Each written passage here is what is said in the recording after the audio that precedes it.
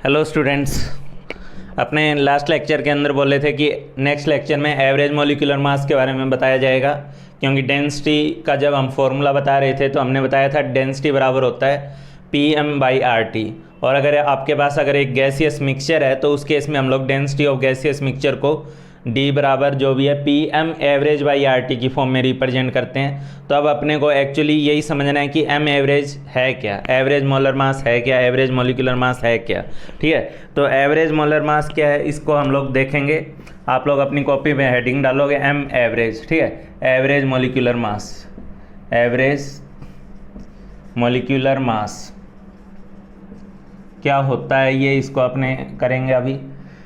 तो यार सीधी सी बात है, एक मोल गैस का जैसे मास होता है आपके पास, ठीक है, मैं इसको मॉलिक्यूलर की बजाय मोलर ही कर दे रहा हूँ, एवरेज मोलर मास। ठीक है, तो होता क्या है कि आपके पास एक सिंपल एक गैस है जैसे O2 है, तो O2 का एक मोल का मास कितना है 32।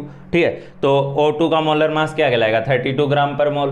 तो अगर आपके पास इसी के बदले में आपको अगर इस एवरेज मोलर मास को अगर डिफाइन करना है तो इसको कैसे डिफाइन करोगे। ठीक है, जैसे एक सिंगल गैस का जो एक मोल का मास होता है वो मोलर मास बोल देते हो, तो इसी तरीके से आप बोल दो कि एक मोल मिक्सचर का जो मोलर मास बनेगा, ठीक है, एक मोल मिक्सचर का जो मास बनेगा, ठीक है, उस मास को हम लोग एवरेज मोलर मास बोल देंगे। ठीक है, एक सिंगल गैस का एक मोल का मास मोलर मास हो जाता है, एक मोल मिक्सचर के किसी गैसियस मिक्सचर के एक मोल का जो मास होगा वो एवरेज मोलर मास हो जाएगा। ठीक है, तो एवरेज मोलर मास के बारे में लिखो आप लोग। ठीक है, इसको जब भी डिफाइन करना हो या अपने दिमाग में रखना हो, यही पॉइंट आपके दिमाग में स्ट्राइक करना चाहिए। It is mass of 1 mole of mixture. ठीक है, 1 मोल ऑफ मिक्सचर। तो इसकी डेफिनेशन वगैरह में कोई खास दम नहीं है। ठीक है, और वैसे भी इस कंसेप्ट में बहुत ज़्यादा कि एवरेज मोलर मास होता क्या है इसमें कोई ज़्यादा दम नहीं है, लेकिन एवरेज मोलर मास को हम लोग डिग्री ऑफ डिसोसिएशन और मोल फ्रैक्शन से जो रिलेट करते हैं वो हमारे लिए बहुत ज़्यादा ज़रूरी है। तो M एवरेज मोलर मास ये क्या है आपके पास, it is mass of 1 mole of mixture. एक मोल मिक्सचर के मास को जो है हम लोग एवरेज मोलर मास बोलते हैं। ठीक है, अब एक बात देखो आप लोग, मैं इससे पहले आगे बढ़ाऊँ इससे पहले मैं आपको थोड़ा सा एवरेज मोलर मास की थोड़ी फील देना चाहता हूँ। ठीक है, आप बताओ, अगर आप वीडियो पॉज करके इसके बारे में सोचना जरूर। ठीक है, मान लो इस मिक्सचर में हीलियम और CH4 गैस है, एक गैसियस मिक्सचर है जिसमें हीलियम है एंड CH4 है। ठीक है, हीलियम भी है CH4 भी है। अब मुझे एक बात बताओ कि अगर मैं इसका 1 मोल बार खींच लेता, हीलियम और CH4 के इस गैसियस मिक्सचर का अगर मैं 1 मोल बार खींच लेता, तो उसके 1 मोल को बार खींचने के चलते कितना मास बाहर निकल के आता, कितना मास बाहर निकल कर आता, जो भी मास निकल कर आएगा वही एक्चुअली उसका एवरेज मोलर मास है। ठीक है, तो मैं इस गैसियस मिक्सचर का 1 मोल बार खींच रहा हूँ, आप लोग वीडियो पॉज करके अपने मन में सोचें और आप जो जवाब देंगे या आपके मन में जो जवाब आया है वो मैं यहाँ डिस्कस भी करूँगा। ठीक है, तो 1 मोल मिक्सचर के नाम पे 1 मोल मिक्सचर जब मैं विड्रॉ करूँगा हीलियम और CH4 का, तो उसका क्या मास बाहर निकलेगा ये बताऊँ। ठीक है, तो जब मैं क्लास में ये क्वेश्चन बच्चों से पूछता हूँ तो उनके 2 जवाब आते हैं। ठीक है, एक जवाब तो आता है सर 20 ग्राम। अब जिन लोगों ने 20 ग्राम सोचा है उन लोगों ने तो बेवकूफ़ी कर दी, उन लोगों ने तो इसका भी 1 मोल ले लिया और इसका भी 1 मोल ले लिया, दोनों का 1 मोल ले लिया और जोड़ के 20 कर दिया, जबकि हमको तो बोला गया कि पूरे का 1 मोल है। ठीक है, मैं आपको बोल रहा हूँ कि पूरे का 1 मोल हमने बाहर निकाला पूरे मिक्सचर का। ठीक है, तो हीलियम का अलग से 1 मोल, CH4 का अलग से 1 मोल, 2 मोल हो गए। ठीक है, तो 2 मोल का मास आप जोड़ के 20 बता रहे हो। अच्छा, दूसरा क्या जवाब आता है, अच्छा सर ये 2 मोल का मास अगर 20 है तो आप आधा कर दो, 1 मोल का जो मास होगा वो 10 ग्राम हो जाएगा। ठीक है, तो कई लोग जो है इसका जवाब 10 ग्राम देंगे, कुछ लोग जो है वो 20 ग्राम देंगे, और जो बिल्कुल ही महानुभाव हैं जो कुछ नहीं जवाब देंगे, भाई एक ऑप्शन ये है। ठीक है, बहुत ही कम बच्चे इसका एक्चुअल जवाब देते हैं। तो ना तो इसका जवाब 20 ग्राम होगा ना इसका जवाब 10 ग्राम होगा। 10 gram is one of the possibility. ठीक है, लेकिन 10 ग्राम भी नहीं, मतलब ये नहीं है कि 10 ग्राम ही होगा। इसका जो 1 मोल मिक्सचर मैं बाहर निकालूंगा, जरा समझना, इसका जो 1 मोल मिक्सचर मैं बाहर निकालूंगा उस मिक्सचर का जो मास होगा वो आपका जवाब होना चाहिए था कि उसका मास 4 ग्राम से 16 ग्राम के बीच में कुछ भी होगा। ठीक है, के बीच कुछ भी होगा।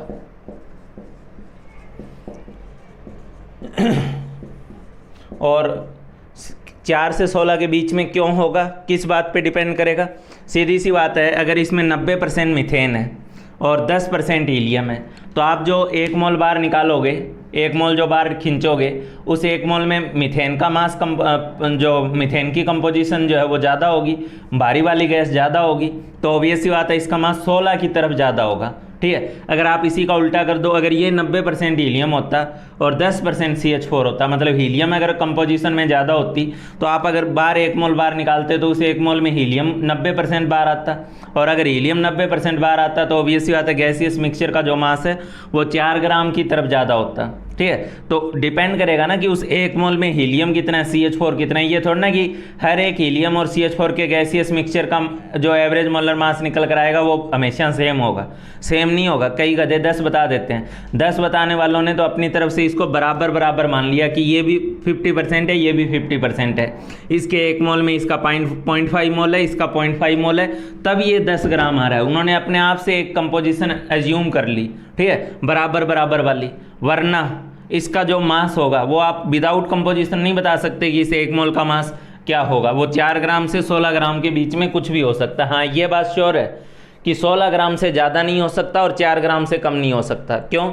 आप अगर ज़्यादा से ज़्यादा क्या है 100% CH4 की तरफ जाओगे तो 1 मोल जो बाहर निकलेगा वो अगर 100% CH4 बाहर निकल गया तो उसका 16 ग्राम हो जाएगा। अगर 100% हीलियम रहा होता तो हीलियम पूरा बाहर निकलता तो उसका मास 4 ग्राम होता। तो 4 से कम नहीं हो सकता और 16 से ज़्यादा नहीं हो सकता। ठीक है, लेकिन जो भी होगा उस 4 और 16 के बीच में होगा, तभी तो हम उसे एवरेज बोल रहे हैं। ठीक है, तो ये मास जो होगा वो 20 या 10 अगर सोच रहे हो तो गलत सोच रहे हो। ठीक है, इसका मास 4 और 16 के बीच में कुछ भी हो सकता है। ठीक है, depending on the composition, depending on the composition of mixture, mixture की कंपोजिशन पे डिपेंड करते हुए वो मास 4 से 16 के बीच में कुछ भी हो सकता है। तो 10 भी हो सकता है, लेकिन 10 तब होगा जब ये बराबर बराबर होंगे, 50-50% होंगे। ठीक है, ये 99% होगा तो मास 16 की तरफ होगा। अगर ये हीलियम 99% होगा तो मास जो है 4 ग्राम की तरफ होगा। और ये जो 1 मोल मिक्सचर जो बाहर निकला इसका जो मास होता है, इसी मास को हम लोग एवरेज मोलर मास बोलते हैं। ठीक है, ये 1 मोल जो बाहर निकल कर आया है, इसी 1 मोल मिक्सचर के मास को हम लोग एवरेज मोलर मास बोलेंगे। ठीक है, हाँ, कॉपी पे एक बात और नोट कर लीजिएगा, हालांकि मैं बोल चुका हूँ, एवरेज मोलर मास जो होगा किसी गैसियस मिक्सचर का, वो उस मिक्सचर के सबसे भारी गैस और सबसे हल्की गैस के बीच में ही होगा। ठीक है, सबसे भारी गैस के बीच और सबसे भारी गैस और सबसे हल्की गैस के बीच में ही होगा। सबसे भारी वाले से ज़्यादा नहीं हो सकता और सबसे हल्की वाले से कम नहीं हो सकता। ठीक है, इसका जो एवरेज मोलर मास आएगा वो 4 और 16 के बीच में ही कुछ होगा। 4 से कम हो ही नहीं सकता और 16 से ज़्यादा नहीं हो सकता। और इस 1 मोल का जो मास होगा वो कंपोजिशन पे डिपेंड करेगा। हीलियम CH4 के कोई भी मिक्सचर को उठा के उसके एवरेज मोलर मास को 10 नहीं बोला जा सकता। ठीक है, उसका एवरेज मोलर मास अलग अलग कंडीशन में अलग अलग कंपोजिशन के अकॉर्डिंग अलग अलग रहेगा। ठीक है, मिक्सचर भले ही हीलियम CH4 का है लेकिन कंपोजिशन पे डिपेंड करेगा। ठीक है, तो it is mass of 1 mole of mixture. ये एक बहुत सिंपल सी स्टेटमेंट है। एवरेज मोलर मास क्या होता है? जैसे 1 मोल गैस का मास नॉर्मल मोलर मास हो जाता है, वैसे ही 1 मोल मिक्सचर का जो मास है वो एवरेज मोलर मास हो जाता है। ठीक है, और एवरेज मोलर मास जो है वो सबसे हल्की और सबसे भारी गैस के बीच में कुछ आएगा डिपेंडिंग ऑन द कंपोजिशन। ठीक है, तो इस चीज़ को आप लिखोगे और सबसे हल्की और सबसे भारी के बीच में रहेगा। ये एक बहुत इंपॉर्टेंट पॉइंट है आप लोगों के लिए। ठीक, चलो इस क्वेश्चन को इसको उतारो, मैं आगे बताने जा रहा। अभी कंसेप्चुअली मैं इसको और क्लियर करने के लिए एक हल्का फुल्का क्वेश्चन और पूछ ले रहा हूँ। ठीक है, तो क्वेश्चन है आप लोगों के लिए, which of following is not the possible vapour density. Which of following is not the possible vapour density of a gaseous mixture. Which of following is not the possible vapour density of gaseous mixture containing SO2, O2 and SO3। ठीक है,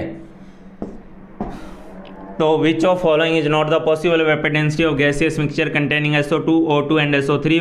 video pause करके सोचना, option दे रहा हूँ। ठीक है, पहला option दे रहा हूँ मैं, फर्स्ट ऑप्शन है आपके पास, मान लो मैंने आपको दे दिया 14। ठीक है, सेकेंड ऑप्शन आपको दे दिया मान लो 20, थर्ड ऑप्शन मैंने आपको दे दिया मान लो 32, फोर्थ ऑप्शन मैंने आपको दे दिया मान लो 44, ठीक है। तो कौन सी ऐसा ऑप्शन है जो इस मिक्सचर का वेपर डेंसिटी नहीं हो सकता, ठीक है, कौन सा ऐसा चीज़ है जो इस मिक्सचर का वेपर डेंसिटी नहीं हो सकता, ठीक है। तो जल्दी से आप इसको सेलेक्ट करो वीडियो पॉज करके। ईमानदारी से फिजिकल को केमिस्ट्री को अगर समझना है तो जो जो क्वेश्चन देता हूँ जितने भी जगह हैं उसको वीडियो पॉज करके खुद से करना है, तभी आप सीखोगे। मेरा तरीका यही है केमिस्ट्री सिखाने का, फिजिकल सिखाने का, कि न्यूमेरिकल के थ्रू उसके रिजल्ट को एनालाइज करवा के फिजिकल करवाता हूँ मैं आप लोगों को।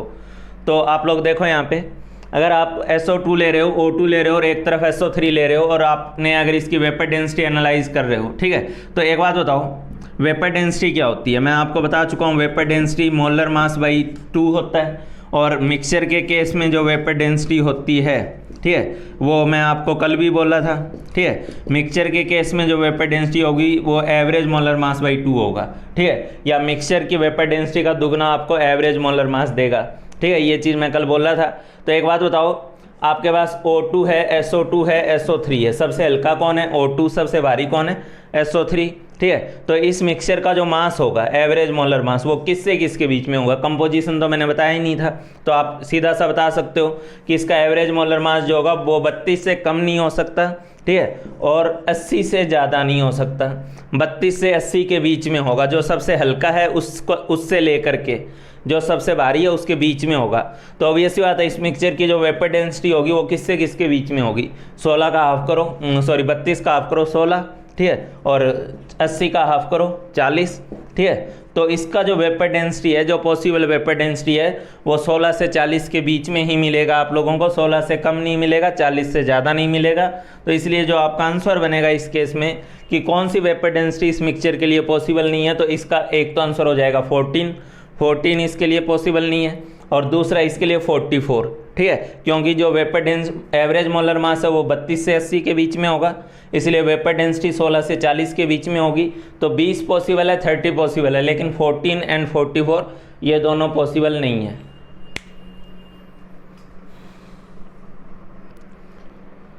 हाँ भाई, अब मैं आप लोगों से एवरेज मोलर मास कैसे निकालते हैं उसके बारे में डिस्कस करूंगा। जर्नली टीचर लोग जो है एक फॉर्मूला बता के काम चला लेते हैं। मैं आपको एवरेज मोलर मास को जो है जो जर्नल फार्मूला जो आप देखते हो उसके साथ प्लस मोल फ्रैक्शन के साथ और डिग्री ऑफ डिसोसिएशन के साथ, इन 3 चीज़ों के साथ इम्पोर्टेंटली रिलेट करते हुए पढ़ाऊंगा, और ये काफ़ी इंपॉर्टेंट पार्ट है, इसलिए मैं इसको एक अलग टॉपिक की फॉर्म में पढ़ा रहा हूँ। तो इसमें आप लोग आगे ध्यान दीजिए, ठीक है। एवरेज मोलर मास कैसे निकाला जाता है, तो सबसे पहला तरीका तो ये होता है, ठीक है, एवरेज मोलर मास निकालने का, ठीक है, मेथड फर्स्ट अगर मैं बात करूँ आपको साथ, तो आपको अल्टीमेटली क्या करना है, आपको 1 मोल मिक्सचर का मास बताना है। एम एवरेज के नाम पे आपको घुमा फिरा के 1 मोल मिक्सचर का मास निकालना है, ठीक है। आप वो चाहे जिस मर्जी तरीके से निकाल लें, चाहे आप जिस मर्जी तरीके से कॉमन सेंस यूज़ करें, 1 मोल मिक्सचर का मास निकाल लें। 1 मोल मिक्सचर का जो मास होगा वो आपके पास क्या होगा, एवरेज मोलर मास होगा, ठीक है। तो मेथड 1 तो क्या है, सीधी सी बात है, अगर मेरे पास यहाँ पे n मोल ऑफ गैस है, ठीक है, n मोल ऑफ गैस है जिसका टोटल मास जो है वो टोटल मास कुछ m बन रहा है, ठीक है, टोटल मास मान लो उसका कुछ m बन रहा है, कितने मोल का, n मोल का, ठीक है। तो अगर n मोल का मास m बन रहा है तो 1 मोल का कितना बनेगा, m/n बनेगा, ठीक है। तो एक तरीका तो सीधा सा होता है m एवरेज निकालने का कि आप लोग टोटल मास ऑफ मिक्सचर को, टोटल मास ऑफ मिक्सचर, ठीक है, जो पहली बात ये m एवरेज वगैरह की जो कंसेप्ट है वो एक्चुअल में सही सेंस में तो गैसियस मिक्सचर पे अप्लाई होती है, ठीक है। तो एवरेज मोलर मास जो होगा वो टोटल मास ऑफ मिक्सचर, ठीक है, total mass of mixture divided by total number of moles, total number of moles, ठीक है। ऑब्वियसली बात है अगर आप टोटल मास ऑफ मिक्सचर को टोटल नंबर ऑफ मोल से डिवाइड कर दोगे तो आप अल्टीमेटली क्या कर रहे हो, 1 मोल का मास ना निकाल रहे हो। तो 1 मोल का मास निकालने का एक तरीका तो ये होता है कि आप टोटल मास को टोटल नंबर ऑफ मोल से डिवाइड कर दो, आपके पास m एवरेज आ जाएगा, ठीक है। टोटल मास ऑफ मिक्सचर को टोटल नंबर ऑफ मोल से डिवाइड कर दो, आपके पास जो है m एवरेज आ जाएगा, ठीक है। हल्का फुल्का सा क्वेश्चन पूछ रहा हूँ, आप लोग करिएगा, ठीक है। मान लीजिए मैं आपको कह रहा हूँ, ठीक है, कि इस मिक्सचर में मान लीजिए आपके पास हीलियम है, इस मिक्सचर में CH4 है और इस मिक्सचर में मान लीजिए O2 है, ठीक है। हीलियम है, CH4 है, O2 है, इसका मान लीजिए आपके पास 2 मोल है, ठीक है। इसका मान लीजिए 3 मोल है, इसका मान लीजिए 5 मोल है, ठीक है। तो हीलियम, CH4, O2 है इस मिक्सचर में। तो आप लोग वीडियो पॉज करके, ईमानदारी से वीडियो पॉज करके इसका M एवरेज बताएं इस मिक्सचर का। ये मोल दिए हुए हैं, ठीक है। हीलियम के 2 मोल, CH4 के 3 मोल, O2 के 5 मोल है। इस मिक्सचर का आप लोग मुझे एवरेज मोलर मास बता दें जल्दी से वीडियो पॉज करके। हाँ भाई, तो अगर आप लोगों ने इसका एवरेज मोलर मास लिखने जा रहे हैं, ठीक है, या आपने लिख लिया है, तभी आप आगे वीडियो देखना, वरना बिल्कुल मत देखना, दोबारा पॉज कर लो, क्वेश्चन करो, ठीक है।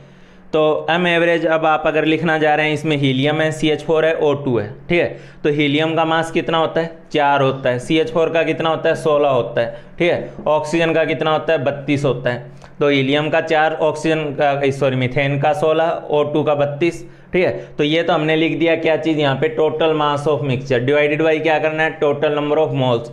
कितने मोल हैं? 2 + 3 + 5 10 मोल है, ठीक है। तो इस मास को आप 10 से डिवाइड कर दो, तो ये आपके पास आ गया 52/10 यानी 5.2, ठीक है। तो मैं उम्मीद कर रहा हूँ कि कई सारे बच्चों ने ये क्वेश्चन इस तरीके से कर लिया होगा। टोटल मास बाई टोटल मोल निकालना तो कोई मुश्किल काम है नहीं, ठीक है। अब बात यह है कि जिन जिन लोगों ने इस तरीके से इसको किया है, मैं क्लासरूम एक्सपीरियंस से जानता हूँ, ठीक है, 50% से ज़्यादा बच्चे ये वाला काम करते हैं। जो करते हैं उनमें से 50% बच्चे यही काम करते हैं, ठीक है। अब जो तेज है वो अलग बात है, लेकिन 50% से ज़्यादा बच्चे यही काम करते हैं। और ये जिन लोगों ने किया है वो इसको क्रॉस करके नालायक लिखेंगे, ठीक है। बहुत सारे बच्चों ने, और मेरे को ग्रुप में बताना जरूर, ठीक है, कि कितने लोगों ने ये आंसर 5.2 निकाला था इतने आसान से क्वेश्चन का, ठीक है। इतने आसान से क्वेश्चन का आंसर कितने लोगों ने 5.2 निकाला, वो इसको क्रॉस करके नालायक जरूर लिखेंगे। क्या गड़बड़ हो गई गधो? आपको टोटल मास लिखना नहीं आ रहा है? टोटल मास कैसे लिखना है? इतनी कौन सी बड़ी बात है यार। टोटल मास का मतलब क्या? मोलर मास को जोड़ दोगे, मोलर मास को जोड़ के टोटल मास निकलता है, ठीक है।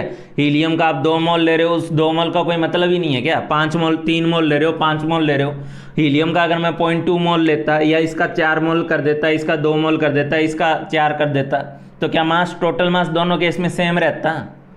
टोटल मास पे तो आप ध्यान ही नहीं दे रहे हो। जिन लोगों ने ये वाला क्वेश्चन किया है, इस तरीके से किया, क्लास में ऐसा करते हैं, तब मैं जानता हूँ, ठीक है। तो इधर ध्यान दो गधो, इसके 2 मोल हैं, इसको भी तो देखना है। इसके 1 मोल का मास ना 4 है, ये 0.2 भी हो सकता था, ये 0.02 भी हो सकता था। हर बार ये 4 ही थोड़ा ना हो जाएगा। टोटल मास जोड़ना है, मोलर मास नहीं जोड़ना है, ठीक है, कि बस मुंह उठा के जोड़ दिए मोलर मास। टोटल मास को जोड़ना चाहिए था। और टोटल मास को जोड़ने के लिए आप लोग क्या करोगे, इसके 2 मोल हैं तो इसके 2 मोल का मास हो जाएगा 2 × 4, 8 ग्राम तो हीलियम के चलते मास है, ठीक है। 16 × 3 = 48, क्यों? 1 मोल का मास 16 है तो 3 मोल भी तो है उसमें, तो 16 × 3 = 48 करोगे इसे। और यहाँ पे 32 × 5 करोगे ऑक्सीजन के चलते जो है। हाँ, इसको आप ज़रूर किससे डिवाइड कर सकते हो? 10 से डिवाइड कर सकते हो।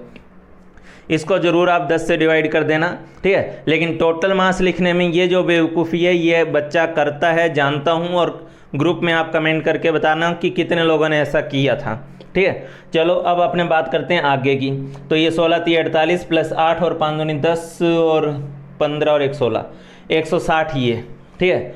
160 ये, 48 ये, 208, 216 बन रहा भाई मेरी तरफ से, ठीक है। कुछ और बन रहा हो तो देख लेना, मैंने 216 जोड़ा है, डिवाइडेड बाई 10 तो 21.6। इसका जो M एवरेज आ रहा है, एवरेज मोलर मास जो आ रहा है वो 21.6 आ रहा है। O2 की तरफ आ रहा है, क्योंकि O2 के ज़्यादा मोल हैं तो उसकी तरफ आएगा, ठीक है। भारी भी है और 5 मोल भी हैं उसके, तो 21.6 आ रहा है, 32 के आसपास आ रहा है। जबकि हीलियम 4 था, 4 से दूर और 21.6 आया। क्यों आया समझ लो, ठीक है। तो टोटल मास लिखते वक्त ये बेवकूफ़ी ना करना, हाथ जोड़ के निवेदन है, ऐसी बेवकूफ़ी ना करना, ठीक है। अच्छा, दूसरा तरीका दूसरा तरीका क्या है इस क्वेश्चन को करने का? सॉरी, दूसरा तरीका नहीं यार, दूसरा क्वेश्चन दे रहा हूँ। दूसरा तरीका मैं आगे डिस्कस करूँगा, ठीक है। एक और क्वेश्चन दे रहा हूँ। इस क्वेश्चन में मैं आपको कह रहा हूँ कि मेरे पास यहाँ पे इस मिक्सचर में हीलियम का 20 ग्राम है, ठीक है।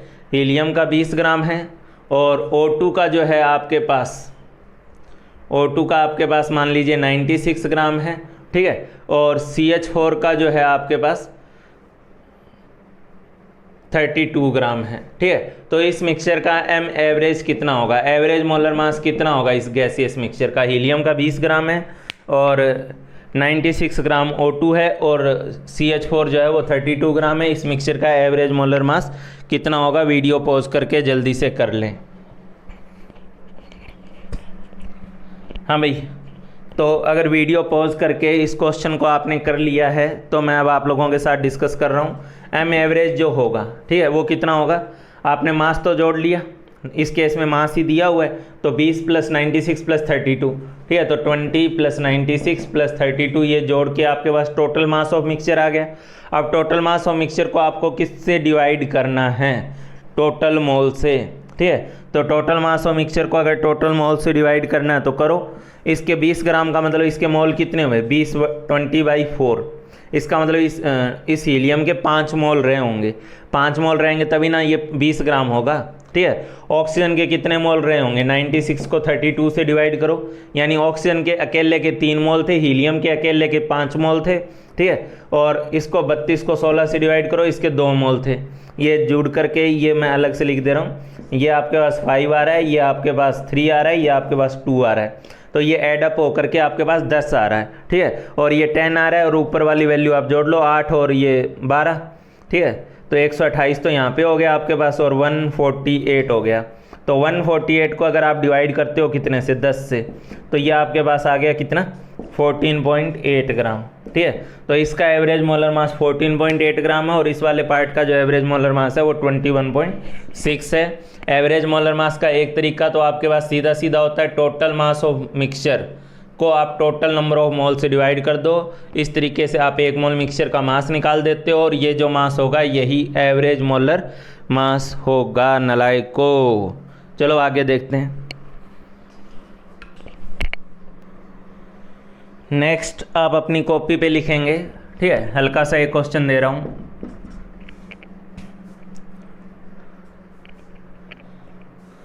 ए गैसियस मिक्सचर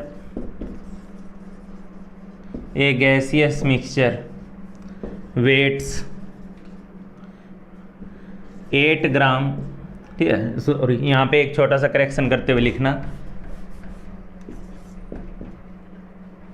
इसको लिखना आप लोग 5.6 litre of gaseous mixture, 5.6 litre of gaseous mixture weighs 8 gram at STP condition पे 5.6 litre of a gaseous mixture जो है उसका वेट 8 ग्राम है आपके पास, ठीक है। 5.6 litre of a gaseous mixture weighs 8 gram at STP, ठीक है। Find M average of the mixture, find M average of the mixture. इस मिक्सचर का आपको एम एवरेज बताना है। हालांकि इस मिक्सचर में कौन कौन है ये तो बताया ही नहीं गया, लेकिन क्वेश्चन में ज़रूरत भी नहीं है, ठीक है। तो इस क्वेश्चन में ज़रूरत नहीं है कि गैसियस मिक्सचर में क्या क्या है, आप अपने आप से अपनी थॉट से करो इस क्वेश्चन को जल्दी से। तो बता दे रहे हैं इसका सॉल्यूशन, आंसर, सॉल्यूशन जो भी समझ लो। आपको क्या बोला मैंने? फॉर्मूला बाढ़ में जाए। आपको क्या करना है? आपको किसी भी तरीके से 1 मोल मिक्सचर का मास निकालना है। एसटीपी कंडीशन पे 1 मोल गैस की वॉल्यूम कितनी होती है? 22.4 लीटर होती है, ठीक है। तो यूनिटरी मेथड से अगर आप 22.4 लीटर का मास निकाल दोगे तो आप 1 मोल का मास निकाल रहे हो और 1 मोल का जो मास निकलेगा वही तो एवरेज मोलर मास है, ठीक है। तो जो मैं यहाँ लिख रहा हूँ उस चीज़ को आप सीधा सीधा देखें कि मैंने क्या किया। 5.6 लीटर का मास कितना है? 8 ग्राम। 1 लीटर का कितना होगा? 8/5.6 ग्राम, ठीक है। 8 डिवाइडेड बाई 5.6 ये इतना ग्राम होगा 1 लीटर का मास। इसको आप मल्टीप्लाई कर दो 22.4 से, ठीक है। 22.4 से मल्टीप्लाई कर क्यों किया? क्योंकि मेरे दिमाग में चल रहा था कि मुझे 1 मोल का मास निकालना है। तो 5.6 लीटर का मास मुझे पता है, यूनिटरी मेथड से मैंने 22.4 लीटर का मास लिख दिया, ठीक है। 8/5.6 1 लीटर का मास इंटू कर दिया 22.4 लीटर। तो ये किस चीज़ का मास अगर मैं आपसे पूछूं तो ऑब्वियस ही बात है मास ऑफ 1 मोल है। और मास ऑफ 1 मोल मिक्सचर जो होता है यही तो एवरेज मोलर मास होता है। तो ये कट पिट करके यहाँ से आपके पास कट के 4 आ रहा है, ठीक है, और 4 आ रहा है तो ये 32 हो गया। तो ये जो भी गैसियस मिक्सचर रहा होगा इसका एवरेज मोलर मास 32 आ रहा है, ठीक है। आप अगर फॉर्मूला लगा के करना चाह रहे हैं, कौन से वाला? गिवन मास या total mass, total mass by total number of moles, total moles. ये वाला फॉर्मूला लगा के अगर करना चाह रहे हैं तो भी आप कर सकते हैं, ठीक है। टोटल मास कितना है 8 ग्राम, टोटल मोल कितने हैं 5.6 लीटर में मोल कैसे लिखे जाते हैं, ठीक है, volume at STP divided by 22.4। तो 5.6 को अगर मैं 22.4 से डिवाइड कर रहा हूँ तो ये मेरे पास टोटल नंबर ऑफ मोल आ गए, ये मेरे पास टोटल मास आ गया। अल्टीमेटली कट के आंसर जो आएगा वो 32 ही आएगा, ठीक है। बस मैं तो ये कहना चाह रहा हूँ कि गैसियस मिक्सचर के केस में आप सीधा सा दिमाग में रखो कि हम 22.4 लीटर का जो मास लिखने जा रहे हैं वो 1 मोल मिक्सचर का मास है, वो एवरेज मोलर मास है, ठीक है। तो वहाँ आप ऐसे दिमाग में ला के क्वेश्चन को सटासट कर लेना, ठीक है। 1 मोल मिक्सचर का जो मास है यानी 22.4 लीटर का मास हमारे लिए एवरेज मोलर मास हो जाएगा। तो 22.4 लीटर का मास मैंने यूनिटरी मेथड की हेल्प से लिख दिया, ठीक है। तो ये इस तरीके से आप एवरेज मोलर मास लिख सकते हो। आगे और चलते हैं। हाँ भाई, नेक्स्ट हेडिंग आप अपनी कॉपी पे लिखेंगे, हेडिंग उसी से रिलेटेड है, M average in terms of mole fraction, in terms of mole fraction, ठीक है। अब मैं आप लोगों से पूछूंगी मोल फ्रैक्शन क्या होता है, तो एज यूजुअल बच्चे रटा रटाए तरीके से बोलेंगे मोल फ्रैक्शन होता है mole of A component by total mole. मैं आपसे फॉर्मूला नहीं पूछ रहा हूँ, ठीक है। ऐसे तो एम एवरेज भी लोग सीधा सा मुँह उठा के बोल देते हैं total mass by total mole. Formula नहीं पूछ रहा हूँ, मीनिंग बोलो। मीनिंग क्या है, 1 मोल मिक्सचर का मास एवरेज मोलर मास होता है। उसी तरीके से मोल फ्रैक्शन को आपको टेक्निकल टर्म्स में डिफाइन करना हो तो क्या बोलोगे, ठीक है। तो आपको मोल फ्रैक्शन के नाम पे आप जो डिफाइन करना चाहिए वो क्या डिफाइन करना चाहिए, mole fraction represents mole of A component, mole fraction represents mole of A component. बात वही है, बस थोड़ा सा उसका सेंस बताने का तरीका अलग है। Mole fraction represents moles of A component, जो भी स्पेलिंग देख लेना यार, component in 1 mole of, mole fraction represent mole of A component in 1 mole of mixture, 1 mole of mixture, ठीक है। 1 मोल मिक्सचर के अंदर किसी कंपोनेंट का, ठीक है, किसी कंपोनेंट का जो मोल होगा उसी को मोल फ्रैक्शन बोलते हैं। तभी तो हम लोग कई जगह मोल कंसेप्ट के क्वेश्चंस वगैरह में, मोल कंसेप्ट में क्वेश्चन लगाने के दौरान मोल फ्रैक्शन को मोल मान के क्वेश्चन कर दिए थे। क्यों? क्योंकि मोल फ्रैक्शन मोल ही होता है, बस मिक्सचर का मोल 1 मोल मान लिया जाए, ठीक है। तो 1 मोल मिक्सचर में जो अलग अलग कंपोनेंट का मोल होता है वही उनका मोल फ्रैक्शन कहलाता है, ठीक है। तो 1 मोल मिक्सचर में मोल किसी पर्टिकुलर मोल का, किसी पर्टिकुलर कंपोनेंट का कितना मोल है वो उसका मोल फ्रैक्शन है। तो एक बात सोचो यार, एवरेज मोलर मास क्या है, 1 मोल मिक्सचर का मास। मोल फ्रैक्शन क्या है, 1 मोल मिक्सचर में प्रेजेंट अलग अलग कंपोनेंट के मोल, ठीक है। तो ये भी 1 मोल से रिलेटेड है, मोल फ्रैक्शन भी 1 मोल से रिलेटेड है। तो इसका मतलब दोनों के बीच में कोई ना कोई रिलेशन तो होगा ही, ठीक है। एवरेज मोलर मास और मोल फ्रैक्शन के बीच में कुछ ना कुछ तो रिलेशन होगा ही, ठीक है। एवरेज मोलर मास और मोल फ्रैक्शन के बीच में कुछ ना कुछ रिलेशन तो है ही है। और उसी रिलेशन को मैं अभी आप लोगों के साथ क्लियर करने जा रहा हूँ कि एवरेज मोलर मास का मोल फ्रैक्शन के साथ क्या रिलेशन बनेगा, ठीक है।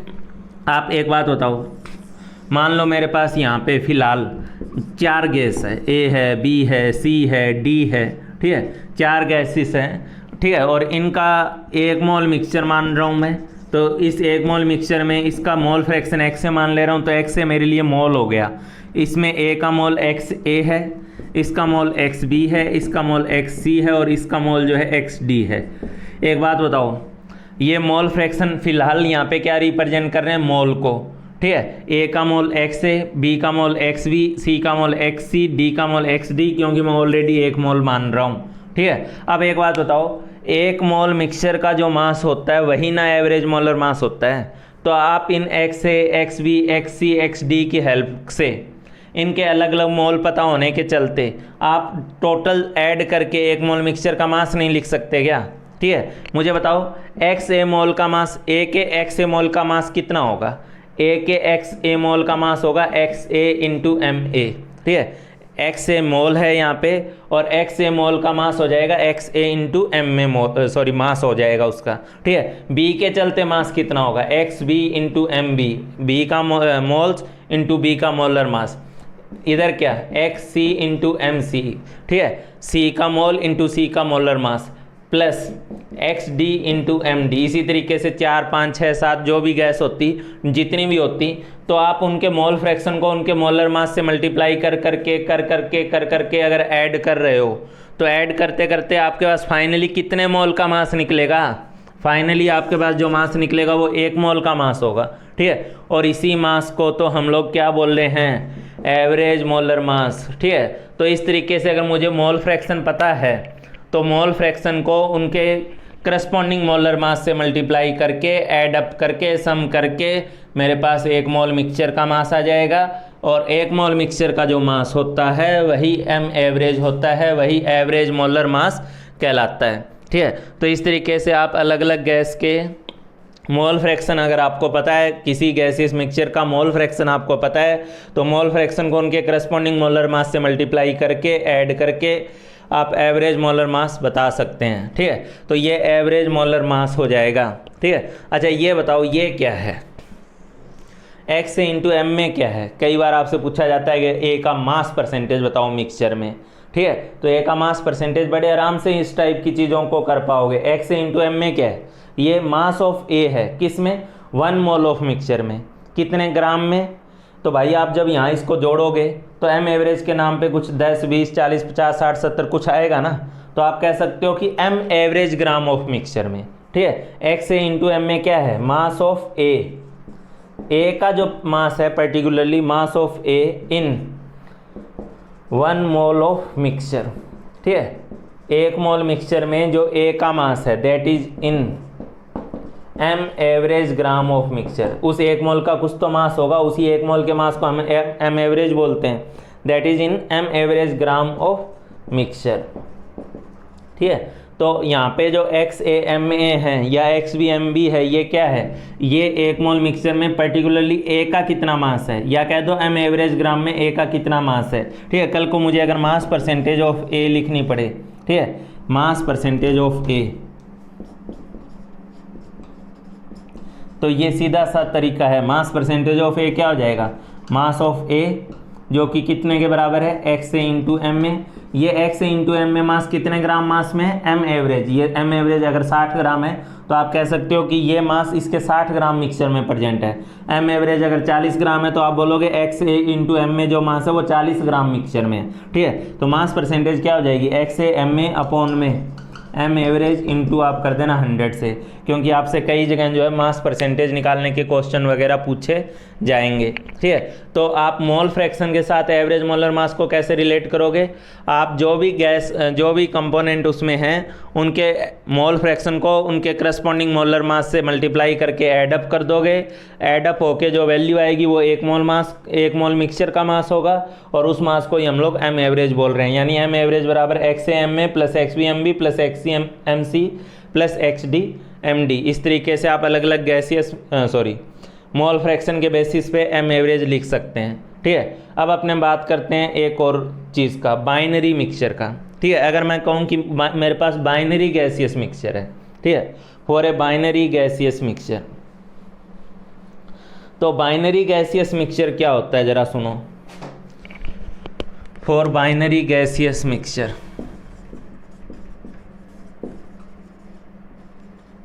तो बाइनरी गैसियस मिक्सचर क्या होता है ज़रा सुनो, ठीक है। बाइनरी गैसियस मिक्सचर क्या होगा कि जिसमें 2 कंपोनेंट हो, 2 ही गैस हो, ए है बी है, ठीक है। तो अगर इसमें 2 ही कंपोनेंट है, ठीक है, तो इस केस में मेरे को एक बहुत अच्छा फ़ायदा क्या हुआ कि अगर मैं इसका मोल फ्रैक्शन एक्स मान लेता हूँ, ठीक है, इसका मोल फ्रैक्शन अगर मैं एक्स मान लेता हूँ, ठीक है, यानी 1 मोल में इसका अगर एक्स मोल है तो ऑटोमेटिकली बी का जो मोल होगा 1 मोल में वो कितना होगा, वो 1 माइनस एक्स होगा। तो मेरे पास 2 वेरिएबल की ज़रूरत नहीं है, एक में ही काम चल जाएगा। अगर एक का मोल फ्रैक्शन एक्स है तो दूसरे का 1 माइनस एक्स है, ठीक है। अच्छा इसका एम एवरेज कैसे लिखा जाएगा, एक्स और एम 1 माइनस एक्स की टर्म्स में, इसका एम एवरेज लिखा जाएगा एक्स इंटू एम में प्लस इसका मोल फ्रैक्शन या उसका मोल कितना है 1 माइनस एक्स, तो 1 minus X into M B, ये ऐसे जोड़ के आपने किसका मास निकाला, 1 मोल मिक्सचर का मास निकाला। 1 मोल का मास होने के नाते ये किसका मास है, एम एवरेज का मास, सॉरी ये कौन सा मास है, एवरेज मोलर मास है। ठीक है, तो एम एवरेज अगर बाइनरी मिक्सचर में लिखना हो तो आपके पास दोनों के लिए अलग अलग लिखने की ज़रूरत नहीं है, एक्स इंटू एम में प्लस दूसरे के लिए ऑटोमेटिकली 1 माइनस एक्स मोल हो जाएगा, तो 1 minus X into M B, ये आपके पास एम एवरेज हो जाएगा, 1 मोल मिक्सचर का मास हो जाएगा। ठीक है, और मैं आपको यहाँ बताना चाहूँगा कि इस रिलेशन को मैं पोस्टमार्टम रिलेशन बोलता हूँ। ठीक है, पोस्टमार्टम रिलेशन बोलता हूँ, आप अपनी कॉपी पे लिख लेना। क्या है पोस्टमार्टम का मतलब, कि अगर मेरे पास देखो मोल फ्रैक्शन दिया रहता है, अगर मोल फ्रैक्शन दिया रहता है तो मैं उसका एवरेज मोलर मास लिख दूंगा इसमें, इस रिलेशन की हेल्प से। लेकिन इसका जो दूसरा सबसे बड़ा यूज है ना, वो क्या है, अगर मेरे पास ए और बी का एवरेज मोलर मास पता रहेगा, ठीक है, तो मैं उस पूरे मिक्सचर की पोस्टमार्टम कर सकता हूँ कि ए और बी का मोल रेशियो कितना है, ए और बी का मास रेशियो कितना है, ए और बी का मास परसेंटेज कितना है। ठीक है, किसी मिक्सचर में ए कितना होगा, बी कितना होगा, ये पूरी तरह से मैं पोस्टमार्टम कर दूंगा इस रिलेशन से। कैसे, अगर मुझे एम एवरेज पता होगा, मान लो हीलियम और CH4 के मिक्सचर का एम एवरेज पता है, तो मैं वहाँ पे क्या ये वाला रिलेशन लगाऊंगा। इस रिलेशन से मेरे पास x यानी इसका मोल फ्रैक्शन आ जाएगा, क्योंकि वेरिएबल तो एक x ही है ना। ठीक है, एम एवरेज मुझे को दिया रहेगा क्वेश्चन में, वेरिएबल यहाँ पे x है, 2 वेरिएबल मानने की जरूरत ही नहीं है। हाँ, हीलियम CH4 है तो एम में एम बी मेरे को पता ही है। ठीक है, तो x सॉल्व हो जाएगा, मोल फ्रैक्शन आ जाएगा, मतलब a का मोल फ्रैक्शन आ गया, b का मोल फ्रैक्शन आ गया, a और b के मोल फ्रैक्शन आ गए, तो इसका मतलब मोल रेशियो आ गया, क्योंकि जो मोल फ्रैक्शन का रेशियो होता है वही मोल रेशियो होता है। ठीक है, आप सबको पता होना चाहिए मोल फ्रैक्शन क्या होता है। मोल फ्रैक्शन क्या होता है, Na/N टोटल। ठीक है, और XB का मतलब क्या हो गया, NB/N टोटल। ठीक है, अब आप बताओ XA/XB किसके बराबर होगा। अगर आप इन दोनों को रेशियो वाइज लेते हो, Na/N टोटल NB/N टोटल, तो N टोटल से N टोटल तो कैंसिल ना हो जाएगा कदो। ठीक है, तो XA/ में XB जो होगा वो Na/ में NB होगा या नहीं होगा। मोल फ्रैक्शन का रेशियो और मोल रेशियो कोई अलग अलग चीज़ थोड़ा ना हो गई। ठीक है, मोल फ्रैक्शन का रेशियो और मोल रेशियो तो सेम चीज़ है, क्योंकि दोनों मोल फ्रैक्शन में बदलने के लिए N टोटल से डिवाइड करना होता है, वो दोनों में कॉमन होगा। ठीक है, तो इधर ध्यान दो, एक बार अगर मेरे पास मोल फ्रैक्शन आ गया, तो मोल फ्रैक्शन आने का मतलब है कि मेरे पास मोल रेशियो आ गया, मोल रेशियो का मतलब है कि मेरे पास मास रेशियो आ गया। आपको चुटकियों में मोल रेशियो को मास रेशियो में, मास रेशियो को मोल रेशियो में बदलना आना ही आना चाहिए। ठीक है, तो हमारे पास मोल रेशियो से मास रेशियो आ जाएगा, मास रेशियो आ गया तो मास परसेंटेज आ जाएगा, और जहाँ तक मोल फ्रैक्शन ऑलरेडी निकाले हुए हैं तो उस मोल फ्रैक्शन को 100 से मल्टीप्लाई कर दो, वो मोल परसेंटेज हो जाएगा। फ्रैक्शन का मतलब 1 में, तो 100 से मल्टीप्लाई कर दो, वो परसेंटेज हो जाएगा। ठीक है, तो हम उस पूरे मिक्सचर का क्या कर सकते हैं, पोस्टमार्टम कर सकते हैं। आप यहाँ पे कॉपी पे जरूर लिखोगे पोस्टमार्टम रिलेशन। ठीक है, पोस्टमार्टम रिलेशनशिप, जिससे हम लोग गैसियस मिक्सचर का, अगर मुझे एवरेज मोलर मास पता होगा तो उस गैसियस मिक्सचर के एवरेज मोलर मास के दम पर, इस गैसियस मिक्सचर के एवरेज मोलर मास के दम पे मैं इस पूरे मिक्सचर का पोस्टमार्टम ऐसे चुटकियों में कर दूंगा कि उस मिक्सचर में हीलियम A कितना है, B कितना है, उनका mass ratio, mole ratio, mass percentage, mole percentage, सारी चीज़ें हमें एक बार में दिखाई दे जाएगी। ठीक है, इस रिलेशन से। क्यों, क्योंकि एम एवरेज पता रहेगा तो मेरे को x निकल जाएगा, x निकलने का मतलब सारी चीज़ें निकल गई। ठीक है, तो ये बाइनरी मिक्सचर के लिए एम एवरेज बराबर x से m में plus 1 minus X into M B, ये एक बहुत इंपॉर्टेंट रिलेशन है हमारे लिए, जो कि मिक्सचर का पोस्टमार्टम कर देगा। चलो मैं क्वेश्चन करवाता हूँ। हाँ भाई, यहाँ पे मैं आपको एक क्वेश्चन करवा रहा हूँ, इससे रिलेटेड एवरेज मोलर मास और मोल फ्रैक्शन को रिलेट करते हुए हम कैसे चीज़ों को आसानी से कर सकते हैं। ठीक है, एक क्वेश्चन लिखो, a gaseous mixture contains, a gaseous mixture of NO2 and N2O4। ठीक है, एक गैसियस मिक्सचर है NO2 and N2O4 का, a gaseous mixture of NO2 and N2O4 has vapor density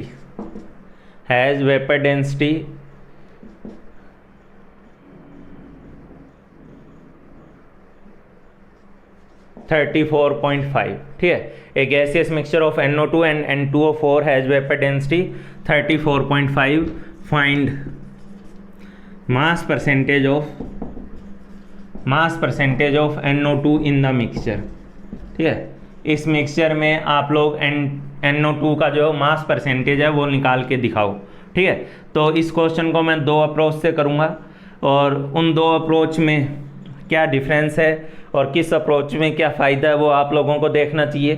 ठीक है, तो एक अप्रोच तो मैं आप लोगों को सीधा सा दे रहा हूँ, सीधा मास परसेंटेज के नाम पे मैं आपको डायरेक्टली मैं आप लोगों को मास परसेंटेज लिख दूंगा, डायरेक्ट फॉर्म में मास परसेंटेज की इक्वेशन लिख दूंगा। ठीक है, तो अगर मैं ये लिख लूँ, मान लूँ कि लेट मास परसेंटेज जो है वो x है। ठीक है, NO2 का जो मास परसेंटेज है वो जो है x है NO2 का।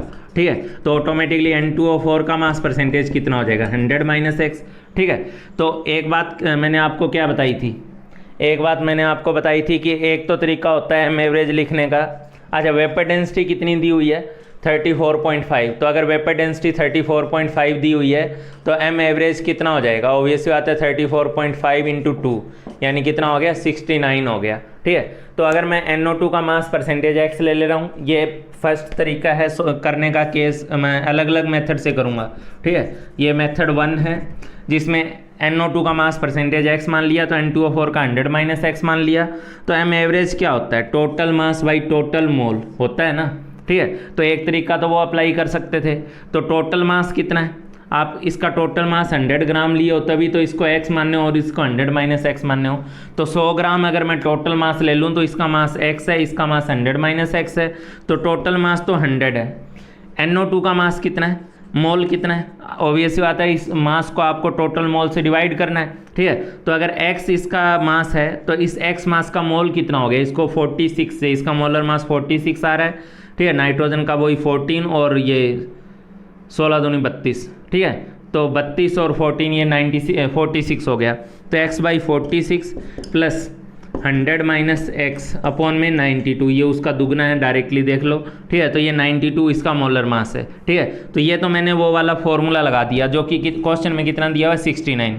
ठीक है, यहाँ पे कौन सा फॉर्मूला मैंने अप्लाई कर दिया, given mass by total mole या total mass by total mole, ये हमारे पास एम एवरेज होता है। तो मैंने यहाँ टोटल मास 100 ले लिया, उसमें x NO2 का मास है जिसके चलते उसका मोल x/46 प्लस 100 - x, इसका मास है तो 100 - x/92, ये N2O4 का मोल आ गया।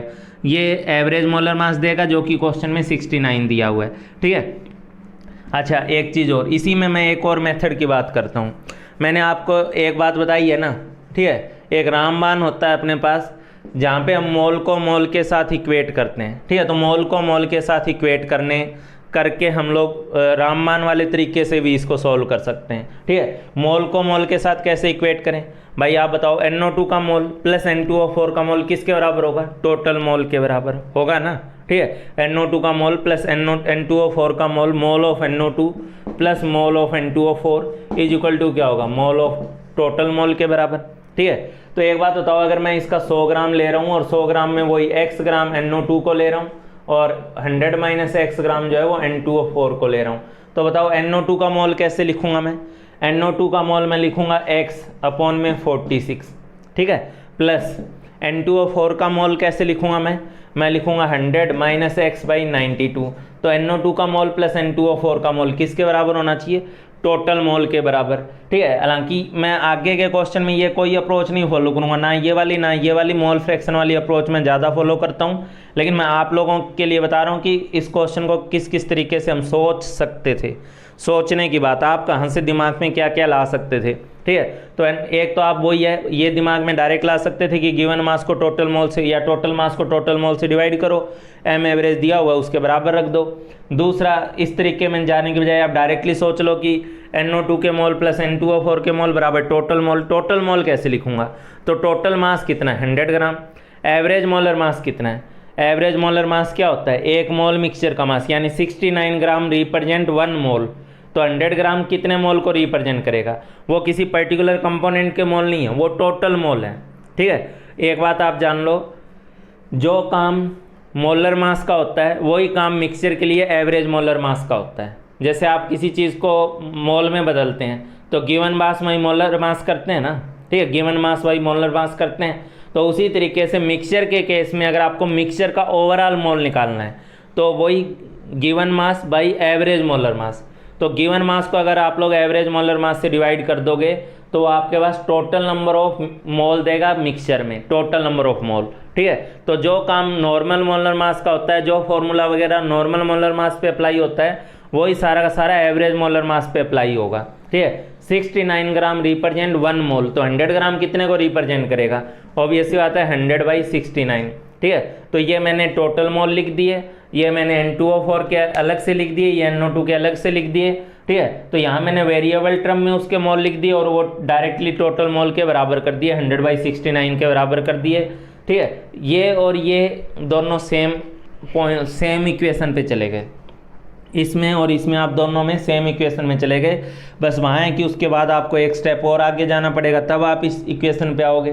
तो हम कहाँ से शुरुआत करते हैं, हम कहाँ से दिमाग में हमारे क्या चल रहा होता है, ठीक है, वहीं से हम लिखना स्टार्ट कर देते हैं। कई दिमाग लगाने की बजाय डायरेक्ट सोचते हैं कि यार कितना आसान सा है, टोटल मास बाई टोटल मोल। ठीक है, किसी ने थोड़ा सा उसको और आसान करने के पॉइंट ऑफ व्यू से ऐसे सोच लिया। ठीक है, वही इक्वेशन आई लेकिन थोड़ा सरल तरीके से आ गई, डायरेक्ट आ गई। ठीक है, इसमें भी तो यही चीज़ है। यहाँ पे आप क्या करो, 69 को इधर ला के डिवाइड कर दो, इस 69 को इधर ला के डिवाइड कर दो, तो आप 100/69 लिखोगे और दूसरी तरफ आपके पास क्या आ जाएगा, x/46 प्लस 100 - x/92। तो क्या ये अलग और ये अलग है क्या? सेम चीज़ है। ठीक है, बस हमारी जो इनिशियल थॉट थी वो अलग थी। वहाँ पे मेरी इनिशियल थॉट थी कि टोटल मास बाई टोटल मोल करते हुए मैं एम एवरेज की इक्वेशन बना लूँ। यहाँ मेरी थॉट थी कि यार रामबाण लगा लेते हैं। ठीक है, NO2 के मोल और N2O4 के मोल जो है वो टोटल मोल के बराबर होंगे। ठीक है, तो यहाँ थोड़ी सी सोच अलग थी, तो इक्वेशन लिखने का तरीका थोड़ा सा अलग हो गया और डायरेक्ट आ गया। ठीक है, तीसरा मेथड क्या है जो कि सिंपल और जो जिस मेथड पे मैं ज़्यादा बात करूँगा। ठीक है, मेथड थर्ड की अगर बात करूँ तो मैंने आपको बताया था कि मिक्सचर का हम लोग बड़े आराम से पोस्टमार्टम कर सकते हैं। ठीक है, किस तरीके से पोस्टमार्टम कर सकते हैं, ये क्या था, मेथड 2 मेरे लिए क्या था, रामबाण वाला मेथड था। मेथड थर्ड पे आते हैं। ठीक है, थर्ड मेथड वो है पोस्टमार्टम वाला। पोस्टमार्टम वाला कैसे, आपको मैंने क्या बताया हुआ है कि आपके पास अगर एक बाइनरी मिक्सचर है तो आप उस पूरे मिक्सचर को डायरेक्टली एनालाइज कर सकते हैं। अगर इसका मोल फ्रैक्शन x है तो इसका कितना होगा, 1 - x।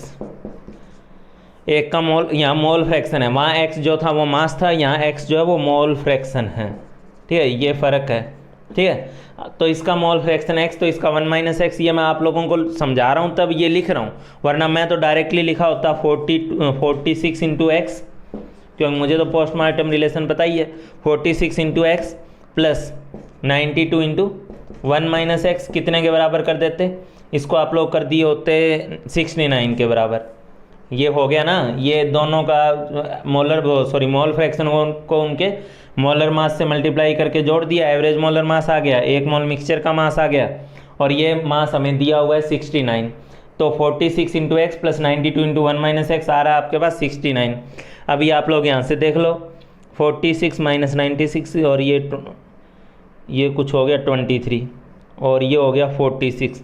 ठीक है, तो आपके पास डिफरेंस के नाम पे 46x बराबर कुछ 23 आ गया, यानी x बराबर 1/2 आ गया। ठीक है, बहुत सिंपल सा आ गया, x बराबर 1/2 आ गया। तो मेरे को अगर मास परसेंटेज ऑफ NO2 लिखना है, मास परसेंटेज ऑफ NO2, ठीक है, तो सीधी सी बात है, मास परसेंटेज ऑफ NO2 क्या है, ये 46 × x क्या है, ये NO2 का मास है, कितने ग्राम में, 69 ग्राम में। तो 46 × x NO2 का मास है, 46 × x निकाल चुके हैं, यानी इस 69 ग्राम में 23 ग्राम NO2 है और बाकी 46 ग्राम आप निकाल लेना, बाकी 46 ग्राम आपके पास N2O4 है। तो 23 ग्राम है आउट ऑफ कितना, 69। ठीक है, तो इनटू आप कर देना 100 और आप 100 करोगे तो ये कितना आ गया, 33.33%। ठीक है, तो ये एक तीसरा मेथड हो गया। तीसरे मेथड में आपको हर कोई अलग अलग दिखाई दे रहा है, मोल फ्रैक्शन की टर्म्स में भी, मास की टर्म्स में भी। इससे मिक्सचर को एनालाइज करना आसान होता है और हम अभी आगे और क्वेश्चन कर रहे हैं इससे रिलेटेड। ठीक है, तो ये एक मेथड, ये दूसरा मेथड, ये तीसरा मेथड। आपकी शुरुआत, आपका दिमाग कहाँ से क्वेश्चन को सोचना शुरू करेगा वो आपके कॉमन सेंस पे डिपेंड करेगा। ठीक है, चलो मैं इसके बाद एक और अच्छा क्वेश्चन आपके साथ उठाता हूँ। हाँ भाई, पोस्टमार्टम वाले अप्रोच में मैं आपको एक अच्छा सा क्वेश्चन दे रहा हूँ, इसको आप लोग सॉल्व करें। ठीक है, क्वेश्चन है आपके पास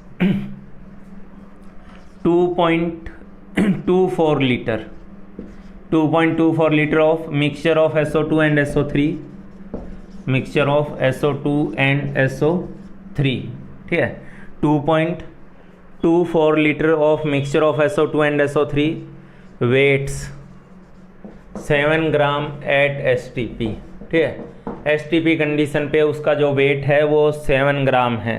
ठीक है, तो 2.24 litre of mixture of SO2 and SO3 weights 7 gram at STP पे उसका जो मास है वो 7 ग्राम है। ठीक है, आगे क्वेश्चन सुनो। फाइंड अब मैं इसमें वही सारा कुछ पोस्टमार्टम कैसे करना वही करवा रहा हूँ। ठीक है, मोल फ्रैक्शन ऑफ SO2, दूसरा mole ratio of SO2 and SO3। ठीक है, ये mole fraction of SO2 and mole fraction of SO3 भी लिख दो। Mole ratio of SO2 and SO3, तीसरा part mass ratio of SO2 and SO3, SO2 और SO3 का मास रेशियो भी निकालेंगे। उसके अलावा mass percentage of SO2 and SO3। ठीक है, उसके अलावा मोल percentage of SO2 and SO3। ठीक है, तो मोल परसेंटेज, मास परसेंटेज, ये सब बताना है। ठीक है, उसके अलावा एक और बढ़ा दे रहा हूँ, छठा क्वेश्चन और पूछ ले रहा हूँ। ठीक है, find minimum mass of O2 required, find minimum mass of O2 required to completely convert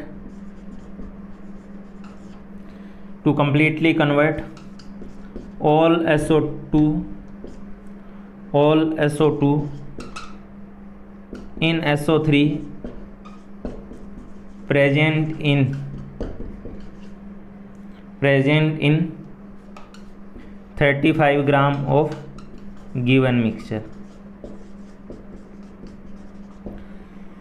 last question है कि आपको O2 का एक मिनिमम मास बताना है जो कि रिक्वायर्ड होगा SO2 को SO3 में बदलने के लिए, जो कि इसके 35 ग्राम मिक्सचर में प्रेजेंट है। ठीक है, 35 ग्राम मिक्सचर ऑफ SO2 SO3 में जो SO2 प्रेजेंट है उसको पूरी तरह से SO3 में बदलने के लिए कितने ग्राम O2 की ज़रूरत पड़ेगी, उसको आपको सॉल्व करना है। ठीक है, तो इन तीनों चारों पार्ट को आप जल्दी से ऐसे चुटकियों में सॉल्व करें। ठीक है, पोस्टमार्टम कर डालें पूरे मिक्सचर का। तो यही मिक्सचर का पोस्टमार्टम है और जल्दी से पोस्टमार्टम रिलेशन मैंने आपको दी हुई है और जल्दी से आप इसका पोस्टमार्टम कर दें मिक्सचर का। हाँ भाई, तो मैं ही कर दे रहा हूँ आपके सामने इस मिक्सचर का पोस्टमार्टम। कैसे करेंगे ध्यान दीजिए। यहाँ पे आपको मैंने बता ही रखा है, आपके पास SO2 है, SO3 है, एक का मोल फ्रैक्शन x ले लो तो दूसरे का ऑटोमेटिकली 1 - x। ये मैंने सब आपके लिए लिखा। मैं क्या लिखता, मैं लिखता 64 × x, इसका मोलर मास 64, x इसका मोल फ्रैक्शन मेरे दिमाग में चलता ही, तो 64 × x प्लस 80 × 1 - x। ठीक है, तो SO2 का मास प्लस SO3 का मास 64 × x प्लस 80 × 1 - x। ये किसको रिप्रेजेंट कर रहा है, एवरेज मोलर मास को। क्वेश्चन में एवरेज मोलर मास दिया है या नहीं दिया है, इनडायरेक्टली दिया हुआ है, डायरेक्टली दिया हुआ है, इनडायरेक्टली क्या बोलूँगा। ठीक है, मैंने अभी आप लोगों को क्या समझाया कि एवरेज मोलर मास क्या होता है, 1 मोल मिक्सचर का मास होता है। ठीक है, और 1 मोल मिक्सचर का मास होता है, तो आपको अगर 2.24 लीटर का मास दिया हुआ है तो आप 22.4 लीटर का मास निकाल लो। मैंने अभी थोड़ी देर पहले बताया था कि गैसियस मिक्सचर में STP कंडीशन पे अगर आप 22.4 लीटर का मास बता देते हैं, निकाल लेते हैं, तो वो आपके लिए एवरेज मोलर मास है।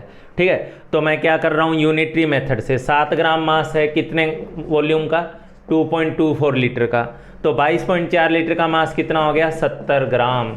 और ये 70 ग्राम उसका कौन सा मास हो गया, एवरेज मोलर मास हो गया। तो एवरेज मोलर मास जो आ रहा है मिक्सचर का वो आ रहा है 70 ग्राम पर मोल। ठीक है, यानी इस मिक्सचर का एवरेज मोलर मास 70 ग्राम पर मोल है। तो लो मैंने इसको 70 के बराबर रख दिया, ठीक है, और 70 के बराबर रख दिया। अब आगे आप इसको सॉल्व करोगे तो 64 और ये जो भी है कट पिट के आपके पास यहाँ से 16 आ रहा है, यहाँ से 10 आ रहा है, ठीक है। तो 16x बराबर 10 आ गया, x बराबर जो है आपके पास 5/8 आ गया, ठीक है। तो इसका मतलब इसका मोल फ्रैक्शन मुझे दिख गया कितना है, 5/8। इसका मोल फ्रैक्शन कितना हो गया, इसका मतलब 3/8, ठीक है। तो SO2 और SO3 का मोल फ्रैक्शन तो आपको दिख ही गया, ठीक है। तो यही अपना जवाब भी हो गया। ये हो गया मेरे पास मोल फ्रैक्शन ऑफ SO2, ये हो गया मोल फ्रैक्शन ऑफ SO3, ठीक है, 5/8 एंड 3/8, ठीक है। अब बात करते हैं मोल रेशियो की। अब मैं दूसरे क्वेश्चन पे बात करता हूँ। तो मोल रेशियो क्या हो गया, तो भाइयों जो मोल फ्रैक्शन होता है वही तो मोल रेशियो होता है, ठीक है। तो मोल रेशियो ऑफ SO2/SO3 कितना हो जाएगा, ठीक है। ये आप सीधा सीधा लिख सकते हो मोल फ्रैक्शन का रेशियो, ठीक है। और मोल फ्रैक्शन का रेशियो आपके पास कितना है, इसका एक का है 5/8, एक का है 3/8, कट पिट के आपके पास 5/3, ठीक है। तो SO2 और SO3 का मोल रेशियो कितना है, 5:3 है, ठीक है। सीधी सी बात है, इन दोनों का जो मोल रेशियो बना है वो 5:3 बना है, ठीक है। अब बताओ इनका मास रेशियो क्या होगा, ठीक है। मैं पहले भी बता चुका हूँ, मोल रेशियो को हाथों हाथ ऐसे चुटकियों में मास रेशियो में बदलना आना चाहिए, ठीक है। तो क्या तरीका होगा, ठीक है, ये SO2 है, ये SO3 है, ठीक है। तो SO2 का अगर मोल रेशियो 5:3 है तो आप इसके 5 मोल ऑफ SO2 मानो, इसके 3 मोल को, ये जो रेशियो में 3 है इसको 3 मोल ऑफ SO3 मान लो। तो इसका मतलब क्या है, अगर 5 मोल SO2 के हैं तो 3 मोल SO3 के हैं। तो इन 5 मोल का मास कितना होगा, ठीक है। मोल रेशियो अगर दिया है तो मोल रेशियो को मोल मानते हुए उनको मोलर मास से मल्टीप्लाई कर दो, वो मोल रेशियो मास रेशियो हो जाएगा।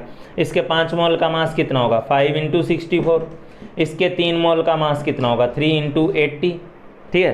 तो इसके 5 मोल का मास हो जाएगा 5 × 64 और इसके 3 मोल का मास हो जाएगा 80, ठीक है। उसके बाद ये कितने से कट पिट रहा है, अगर पहले देखा जाए तो ये 8 से कट रहा है, ये 8 × 8 64, ये 10 पे।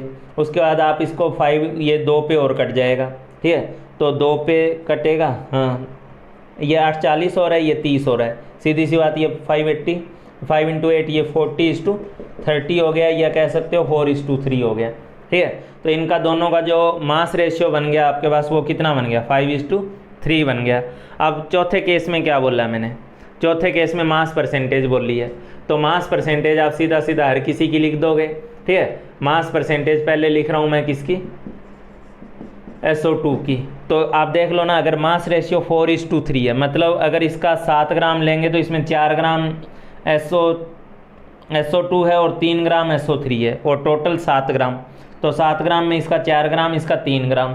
तो मास परसेंटेज ऑफ SO2 कितना हो जाएगा, 4 ग्राम आउट ऑफ 7 इंटू कर दो 100, ठीक है। रेशियो को परसेंटेज में बदल दो, कैसे, इसको प्लस इसको जोड़ लो, टोटल हो गया 7 ग्राम में इसका 4 ग्राम, इसका 3 ग्राम। तो इसका मतलब टोटल 7 ग्राम में SO2 का मास है 4, तो 4/7 इंटू 100। उसी तरीके से SO3 का मास परसेंटेज अगर लिखना होता है SO3 का, तो वो हो जाता 3/7 इंटू 100, या जो भी ऊपर वैल्यू आई थी उसे 100 में से माइनस कर देते, ठीक है। 5 नंबर में आपसे क्या पूछा है, मोल परसेंटेज। तो कह दो मोल फ्रैक्शन को 100 से मल्टीप्लाई कर दो, वो मोल परसेंटेज हो जाती है, ठीक है। तो अगर मैं मोल परसेंटेज ऑफ SO2 लिखना चाहूँ, मोल परसेंटेज ऑफ SO2, ठीक है, तो मोल फ्रैक्शन आप निकाल चुके हो, 5/8 इंटू 100 कर देना, ठीक है। SO3 का मोल परसेंटेज लिखना चाहूँ, 3/8 इंटू 100 कर देना। तो मोल परसेंटेज और मोल फ्रैक्शन जो है उसको 100 से मल्टीप्लाई कर दोगे तो वो मोल परसेंटेज हो जाती है, ठीक है। तो पहले ये स्टार्टिंग के 3-4 पार्ट तो हमने कर ही लिए, 5 पार्ट कर लिए, ठीक है। मास परसेंटेज निकाल ली, मास रेशियो निकाल लिया, मोल रेशियो निकाल लिया, ठीक है। तो हम एक तरीके से उस पूरे मिक्सचर की पोस्टमार्टम करें ना, अब उसी पोस्टमार्टम को हम यूज़ करेंगे। अब यहाँ पे मुझे बताया गया है कि 35 ग्राम मिक्सचर में जो SO2 प्रेजेंट है, 35 ग्राम मिक्सचर में, उस SO2 को SO3 में बदलने के लिए कितने ग्राम O2 की ज़रूरत होगी, ठीक है। 35 ग्राम मिक्सचर में जो SO2 प्रेजेंट है उसको SO3 में बदलने के लिए कितने ग्राम O2 की ज़रूरत होगी, कितने ग्राम O2 की ज़रूरत पड़ेगी, ये आपको बताना है, ठीक है। तो ये बिना पोस्टमार्टम के पॉसिबल होता क्या, हमें पहले तो देखना पड़ेगा ना कि 35 ग्राम मिक्सचर में SO2 कितना है, SO2 के मोल कितने हैं, ये पहले हमें दिखना चाहिए। जब हमें SO2 के मोल दिखेंगे तभी तो रिएक्शन को बैलेंस करके उसकी SO2 + O2 गिविंग SO3, इस रिएक्शन को बैलेंस करके हम पता कर पाएंगे कि कितना O2 ज़रूरत है। ठीक है, स्टाइक्योमेट्री लगाएंगे, मोल कंसेप्ट वाली स्टाइक्योमेट्री। ठीक है, तो चलो मैं अब इसके 6th पार्ट को करके दे रहा हूँ आपको। ठीक है, छठा पार्ट कैसे करना था अपने को, बहुत सिंपल है भाई, बहुत सिंपल है।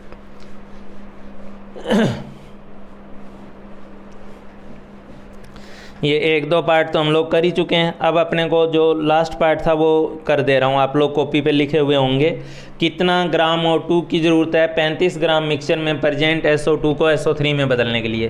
तो गधो पहले ये बताओ, आपने अभी ये चीज़ तो निकाल ली ना कि एक मोल में SO2 का मोल कितना है, 5/8 है। गधो मोल फ्रैक्शन निकाले हो ना, 5/8 मोल फ्रैक्शन का मतलब क्या है कि हमें एक आइडिया है कि एक मोल में SO2 5/8 है।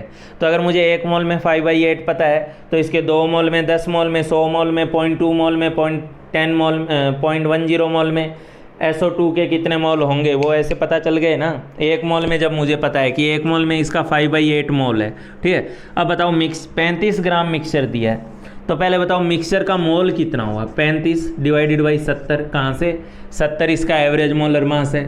तो किसी गैसियस मिक्सचर का मोल निकालने के लिए, टोटल मोल निकालने के लिए आप उसके मास को एवरेज मोलर मास से डिवाइड कर दो, तो given mass by average molar mass जो होगा वो आपको मोल देगा। इसका मतलब मिक्सचर का मोल कितना है, 1/2 मोल मिक्सचर। ठीक है, मिक्सचर के अंदर मेरे पास 1/2 मोल है। तो एक मोल में अगर उसके 5/8 मोल थे तो इस हाफ मोल मिक्सचर में 35 ग्राम का मतलब हाफ मोल बन रहा है। हाफ मोल मिक्सचर में SO2 के मोल कितने होंगे, ऑब्वियस बात है ये मोल भी आधे हो जाएंगे। अगर एक में 5/8 था तो हाफ मोल में 5/16 मोल हो जाएगा। ठीक है, तो इसका मतलब मुझे SO2 के मोल मिल गए। 35 ग्राम मिक्सचर में SO2 के मोल कितने हैं, 5/16 है। कैसे पता चला, एक मोल में मुझे दिख रहा था 5/8 जो मैं ऑलरेडी निकाल चुका हूँ। फिर वो चाहे 35 ग्राम हो, 3500 ग्राम हो, 350 ग्राम हो, ठीक है, 10 ग्राम हो, पहले उससे मैं मिक्सचर के मोल निकाल लूँगा। और एक में क्योंकि 5/8 है तो गिवन मोल में कितने होंगे उसके लिए मैं उसको 5/8 से मल्टीप्लाई कर दूंगा। 1/2 मोल मिक्सचर है इसलिए SO2 के मोल 5/16 है। ठीक है, अब आगे ध्यान दो, अब रिएक्शन बैलेंस करोगे 2SO2 + O2 गिविंग 2SO3। ठीक है, 2SO2 + O2 गिविंग 2SO3, ये बैलेंस्ड रिएक्शन है। मतलब 2 मोल SO2 के लिए 1 मोल O2 की ज़रूरत होती है। ठीक है, 2 मोल SO2 के लिए कितने मोल की ज़रूरत होती है, 1 मोल की। ठीक है, तो आप बताओ 5/16 मोल के लिए कितने की ज़रूरत होगी। ठीक है, O2 के कितने मोल रिक्वायर्ड होंगे, मोल ऑफ O2 कितना रिक्वायर्ड होगा, मोल ऑफ O2 कितना रिक्वायर्ड होगा 5/16 मोल के लिए। तो कितना होगा भाई, ऑब्वियसली बात है 1/2 × 5/16, मतलब और एक बार मल्टीप्लाई हो गया। 1/2 × 5/16 ये कितना हो गया, 5/32 मोल रिक्वायर्ड होगा मेरे को। ठीक है, 5/32 मोल रिक्वायर्ड होगा मेरे को O2। ठीक है, अच्छा इसका मतलब इसका मास कितना हो गया। ठीक है, तो अब मेरे से मास पूछा था तो मास ऑफ O2 रिक्वायर्ड कितना होगा, मास ऑफ O2 रिक्वायर्ड जो है वो कितना होगा, तो वो होगा 5/32 × 32 से मल्टीप्लाई कर दो, ये कट पीट के दोबारा से 5 ग्राम आ गया। ठीक है, तो इसका मतलब जो 35 ग्राम में SO2 प्रेजेंट है, अगर उस SO2 को पूरी तरह से मुझे SO3 में बदलना है पूरी तरह से, तो मेरे को कितने ग्राम की ज़रूरत है, 5 ग्राम ऑक्सीजन की ज़रूरत है। ठीक है, 35 ग्राम में प्रेजेंट SO2 को SO3 में बदलने के लिए मेरे को 5 ग्राम O2 की ज़रूरत है, 5 ग्राम ऑक्सीजन गैस की ज़रूरत है। ये पूरा मैंने आपके सामने सॉल्व कर दिया है। ठीक है, और अब आप लोग समझ जाओ कि क्या इसका फ़ायदा नुकसान या कैसे हम इसका पोस्टमार्टम करते हैं और मिक्सचर को कैसे एनालाइज करते हैं। ठीक है, चलो एक क्वेश्चन और पूछता हूँ, हल्का सा क्वेश्चन। RC मुखर्जी का एक क्वेश्चन है जो कि अक्सर बच्चे मेरे से आके पूछते हैं, तो मैं यहाँ क्लास में ही आपको करवा दे रहा हूँ। क्वेश्चन क्या है, क्वेश्चन आपको दिया है 600 ml mixture of ozonide oxygen, ozonide oxygen. Ozonide oxygen का मतलब क्या है, ओजोनाइड ऑक्सीजन का मतलब है O2 भी है और O3 भी है। ठीक है, दोनों का मिक्सचर है। तो 600 ml mixture of ozonide oxygen weighs कितना ग्राम, 1 ग्राम एट STP, ठीक है। STP कंडीशन पे 600 ml ओजोनाइड ऑक्सीजन का जो मिक्सचर है उसका मास 1 ग्राम आता है, ठीक है। ओजोनाइड ऑक्सीजन का मास STP पे 1 ग्राम है, ठीक है। Find volume of ozone in the mixture. Video को पॉज करें और पूरी ताकत लगा दें इस क्वेश्चन को करने में, दिमाग की ताकत, जोर की ताकत नहीं, किताब फाड़ने को थोड़ा ना बोल रहा हूँ, ठीक है। तो 600 ml mixture of ozonide oxygen O2 + O3 weighs 1 gram at STP, ठीक है। STP कंडीशन पे उसका मास 1 ग्राम है। आपको बताना है find volume of ozone in the mixture. इस मिक्सचर में ओजोन की पर्टिकुलरली वॉल्यूम कितनी है, क्योंकि 600 तो दोनों की है। वीडियो पॉज करके जल्दी से इस क्वेश्चन को अटैम्प्ट करें। अगर आपने कर लिया है तो अब अपने डिस्कस करते हैं। आपको एक टाइप से मिक्सचर का पोस्टमार्टम ही करना है ना। एक मिक्सचर दिया हुआ है आपको, उसमें अलग से O3 कितना है वो बताना है, इसी को तो पोस्टमार्टम बोल रहे हैं, ठीक है। इन दोनों को अलग अलग करना है, O2 कितना है, O3 कितना है, ठीक है। तो आप सीधा सीधा काम करो, और क्योंकि ओजोन के लिए पूछा है तो मैं इसका मोल फ्रैक्शन x ले ले रहा हूँ, इसका 1 - x ले ले रहा हूँ, ठीक है। दूसरी बात, आपको और वही पोस्टमार्टम करने के लिए किस बात की ज़रूरत पड़ेगी, एवरेज मोलर मास की। क्या इस क्वेश्चन में एवरेज मोलर मास दिया है? हाँ दिया है भाई। कैसे दिया है? मैं बार बार बोल रहा हूँ, 1 मोल मिक्सचर का मास अगर आपको निकालना है 22.4 लीटर का मास निकाल दो, वो 1 मोल का हो जाएगा, वो एवरेज मोलर मास हो जाएगा, ठीक है। तो 600 ml का जो मास है वो कितना है, 1 ग्राम। तो अगर एक 600 ml का मास अगर 1 ग्राम है, ठीक है, तो वही है 1/600 कर दो, ये 1 ml का मास हो गया। फिर आप 22.4 लीटर मतलब ml में कर लो इसे, 22,400 ml, ठीक है। क्योंकि ये ml में आपने 1 ml का मास निकाला तो आप 22,400 ml का मास निकाल दो, ठीक है। ये कौन सा मास हो जाएगा, ये एवरेज मोलर मास हो जाएगा। और ये कट पिट के कितना आ रहा है, ये 2 0 यहाँ पे कट रही है और 3 पे और कट रहा है, यानी 2 पे और कट रहा है, ठीक है। तो ये 112/3, ठीक है, 112/3 ग्राम पर मोल आ रहा है, ठीक है। तो इस मिक्सचर का एवरेज मोलर मास 112/3 आ गया, ठीक है। अच्छा, अब दूसरा काम मैं क्या करने जा रहा हूँ, ये x, ये 1 - x, तो ये हो गया आपके पास 48 × x प्लस ये हो जाएगा आपके पास 32 × 1 - x, और क्वेश्चन में ये कितना दिया हुआ है 112/3, ठीक है। अब इससे मेरे पास इसका ओजोन का मोल फ्रैक्शन आ गया। यहाँ पे आप इसको सॉल्व करोगे तो ये 1/3 आएगा, ठीक है। अच्छा, मोल फ्रैक्शन वाली अप्रोच में और अच्छी बात क्या होती है, ठीक है, क्या इसमें और हमें एक्स्ट्रा मिलता है गैसियस मिक्सचर के पॉइंट ऑफ व्यू से। तो कल की क्लास अगर आपको याद हो तो मैंने कहा था कि अगर गैसेस को सेम प्रेशर टेम्परेचर पे मेजर किया गया है तो उनका वॉल्यूम रेशियो उनका मोल रेशियो होगा, उनका वॉल्यूम फ्रैक्शन उनका मोल फ्रैक्शन होगा। और अगर उनके प्रेशर को सेम वॉल्यूम टेम्परेचर पे मेजर किया गया है तो उनका प्रेशर रेशियो मोल रेशियो होगा, उनका प्रेशर फ्रैक्शन मोल फ्रैक्शन होगा, ठीक है। तो आपको इनडायरेक्टली मोल फ्रैक्शन के नाम पर प्रेशर फ्रैक्शन या वॉल्यूम फ्रैक्शन मिल जाता है, ठीक है। और हमें वॉल्यूम फ्रैक्शन चाहिए था, तभी तो हम बता पाएंगे कि 600 ml में कितना ओजोन है, ठीक है। तो हमारे पास जो मोल फ्रैक्शन आया है, आप गधों के दिमाग में साथ साथ जाना चाहिए कि मोल फ्रैक्शन ही तो अपने लिए क्या है, वॉल्यूम फ्रैक्शन है, ठीक है। जो मोल फ्रैक्शन है जानवरों, वही तो हमारे लिए वॉल्यूम फ्रैक्शन है। यानी क्या कि अगर मेरे पास 1 ml होगा तो उसमें ओजोन 1/3 ml होगा, अगर 1 ml मिक्सचर होगा तो उसमें ओजोन 1/3 ml होगा, ये फ्रैक्शन का मतलब है, ठीक है। इसका 1 लीटर मिक्सचर का होगा तो इसका 1/3 लीटर होगा, ठीक है। तो आपको साफ साफ वॉल्यूम ऑफ ओजोन समझ में आ गई। 1 में कितना वॉल्यूम है, इसका 1/3, तो 600 के अंदर इसका 1/3 फ्रैक्शन कितना हो जाएगा, ठीक है। 600 ml में ये कितना होगा, अगर 1 में ये 1/3 है तो 600 में कितना होगा, 600 × 1/3 यानी 200 ml, ठीक है। तो ओजोन का जो वॉल्यूम है इस मिक्सचर में वो 200 ml है और O2 का जो है वो 400 ml है। मैंने आपको बहुत ही सिंपल, छोटे, आसान से तरीके से इसका वॉल्यूम पार्ट जो है ओजोन का वो कैलकुलेट करके दिखा दिया है, ठीक है। अब एक लास्ट और इम्पोर्टेंट चीज़ और कि हम लोग एवरेज मोलर मास को डिग्री ऑफ डिसोसिएशन से कैसे रिलेट करते हैं, ठीक है। डिग्री ऑफ डिसोसिएशन से एवरेज मोलर मास को कैसे रिलेट करते हैं। हाँ भाई, नेक्स्ट आप अपनी कॉपी में लिखोगे average molar mass in terms of degree of dissociation alpha. ठीक है, तो अल्फा की टर्म्स में एवरेज मोलर मास को कैसे लिख सकते हैं।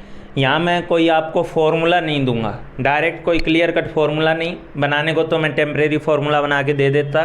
ठीक है, लेकिन यहाँ मैं आपको अप्रोच दूंगा, और वो अप्रोच आपको गैसीय स्टेट में भी यूज़ करनी है, और ये अप्रोच आपको जो है केमिकल इक्विलिब्रियम वाले चैप्टर में भी यूज़ करनी है। फिर मैं आपको एक जनरलाइज फार्मूला दूंगा जो अक्सर बुक्स वगैरह में आपको मिलता है। ठीक है, तो मैं आपको लिखवाने जा रहा हूँ M average in terms of degree of dissociation alpha. ठीक है, डिग्री ऑफ डिसोसिएशन अल्फा की टर्म्स में हम लोग एम एवरेज को कैसे लिख सकते हैं, कैसे लिखेंगे।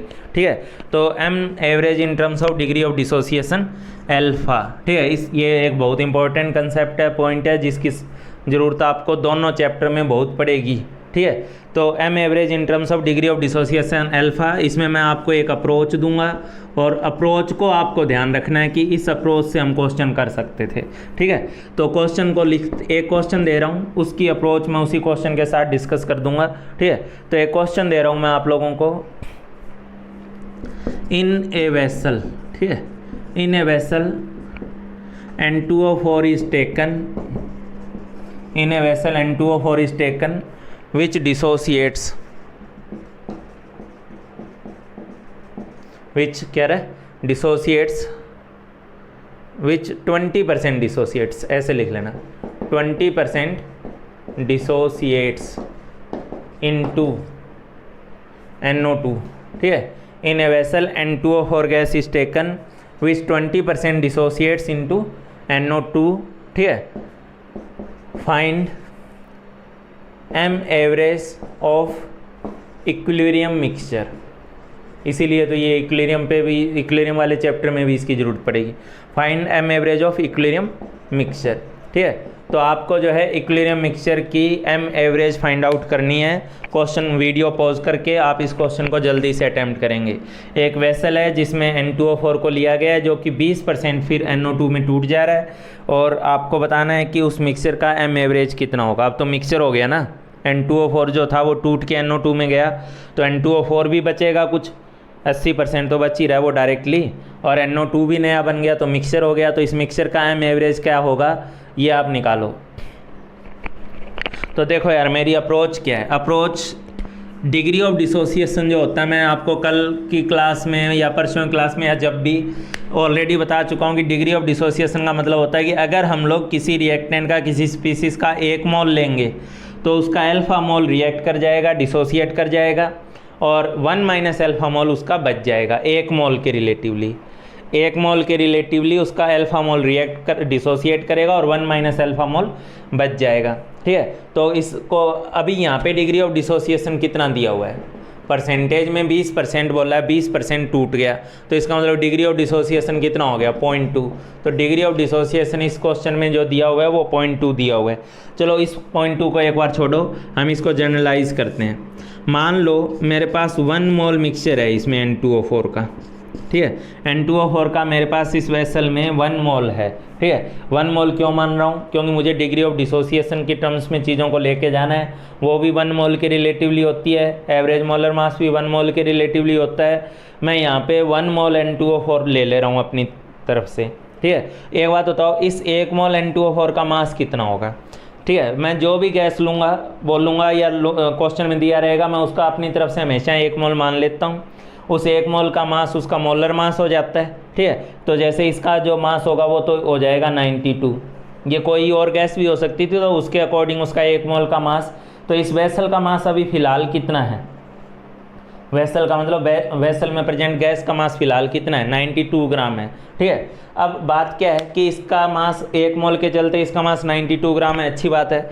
अब दूसरी बात क्या है कि N2O4 डिसोसिएट हो रहा है किस पार्ट में, NO2 में। ठीक है, तो अगर N2O4 NO2 में डिसोसिएट हो रहा है, तो इसका अगर मैं स्टार्टिंग में 1 मोल मानता हूँ। ठीक है, तो अगर इसका मैं स्टार्टिंग में 1 मोल मानता हूँ, तो एक बात बताओ, इक्विलिब्रियम पे, एट इक्विलिब्रियम समझ लो या फाइनली, इसके कितने कितने मोल होंगे।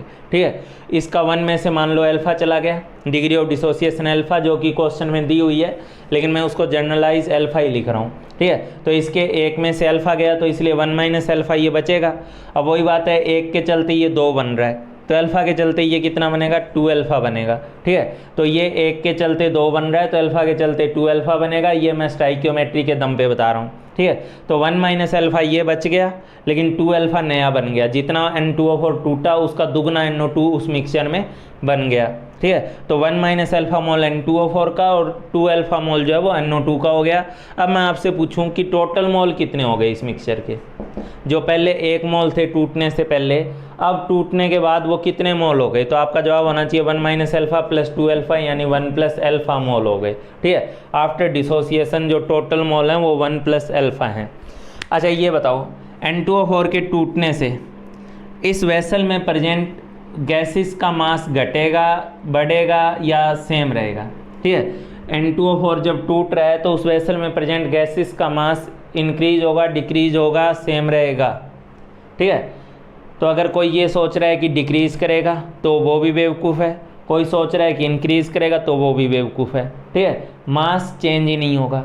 जानवरों कोई रिएक्शन के अकॉर्डिंग जितना रिएक्टेंट का मास कंज्यूम होता है उतना प्रोडक्ट में बनता है, ठीक है। इसका मतलब जो भी अगर मान लो इसका 92 पूरा चला गया होता तो इसके 2 मोल बने होते यानी 92 सामने बना होता, तो जितना ये टूटेगा भाई मास में तो उतना वापस मिल जाएगा ना। मोल चेंज हो गया क्योंकि 1 से 2 मोल बन रहे हैं, लेकिन मास तो कंजर्व रहता है ना, ठीक है। मास तो अगर आपने यहाँ पे केमिकल रिएक्शन के दौरान मास तो फिक्स सेम रहता है, कंजर्व रहता है, ठीक है।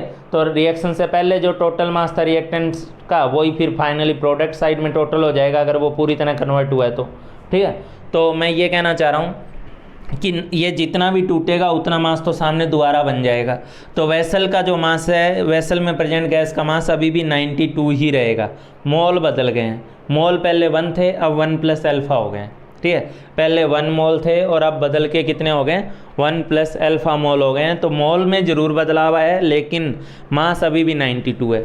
अब अप्रोच क्या है मेरी सुन लो, 1 मोल माना, टोटल मास मेरे दिमाग में चल ही रहा है 92, ठीक है। नया मोल कितना, 1 प्लस अल्फ़ा, वो टूटने वाली रिएक्शन लिख के समझ में आ ही जाएगा। अब आप बताओ एवरेज मोलर मास क्या होता है, 1 मोल मिक्सचर का मास। तो जानवरों अगर आपको पता हो कि 1 प्लस अल्फ़ा मोल का मास 92 ही है, पहले 1 मोल का मास 92 था, अब नए में 1 प्लस अल्फ़ा मोल का मास 92 है, तो नए मिक्सचर में 1 मोल का मास कितना होगा, 92 अपॉन में 1 प्लस अल्फ़ा। तो यही मास तो एम एवरेज है। ये आपने इनडायरेक्टली नए 1 मोल मिक्सचर का मास लिख दिया, नए 1 मोल मिक्सचर का मास एम एवरेज होता है। तो मैं हमेशा आपको यही बोलूँगा कि 1 मोल मान लिया करो, नए टोटल मोल लिख दिया करो। 1 मोल आप मानने हो तो उसका जो मास होगा वो उस मोलर मास के बराबर होगा और उतना ही रहेगा, ठीक है। तो इसका मतलब 1 प्लस अल्फ़ा मोल का मास अभी भी 92 है, तो 1 मोल का मास 92 बाई 1 प्लस अल्फ़ा हो गया। ये एवरेज मोलर मास होगा जो इस क्वेश्चन के अकॉर्डिंग 92 अपॉन 1.2 हो जाएगा, क्योंकि अल्फ़ा क्वेश्चन में 0.2 दिया हुआ है, ठीक है। कुछ भी दिया रहता है 30, 40, 50%, उसके अकॉर्डिंग उस मिक्सचर का एम एवरेज हमारे पास आता। अलग अलग मिक्सचर बनता है, अलग अलग मिक्सचर का एम एवरेज हम लोग निकाल लेते, ठीक है। तो हम लोग डिग्री ऑफ डिसोसिएशन की फॉर्म में एम एवरेज लिखे, इसका रिवर्स यूज ज़्यादा करना पड़ता है। एम एवरेज को या मिक्सचर की वेपर डेंसिटी को देखते हुए आपको डिग्री ऑफ डिसोसिएशन निकालनी पड़ती है अक्सर, ठीक है। तो अगर आप अल्फ़ा दे करके एम एवरेज निकाल सकते हैं तो ऑब्वियस सी बात है आप एम एवरेज दे करके एम एवरेज देख करके अल्फ़ा भी आपसे निकलना चाहिए। और अक्सर आपसे अल्फ़ा निकालने का क्वेश्चन गैसियस और केमिकल इक्विलिब्रियम दोनों में पूछा जाएगा। तो इस क्वेश्चन को उतारो, फिर मैं आपको एक क्वेश्चन इसके रिवर्स तरीके वाला करवाता हूँ जहाँ आपको एम एवरेज दिया रहेगा, अल्फ़ा निकालना रहेगा।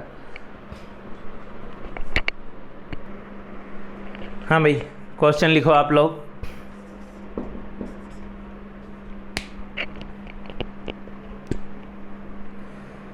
क्वेश्चन आपके पास, in a vessel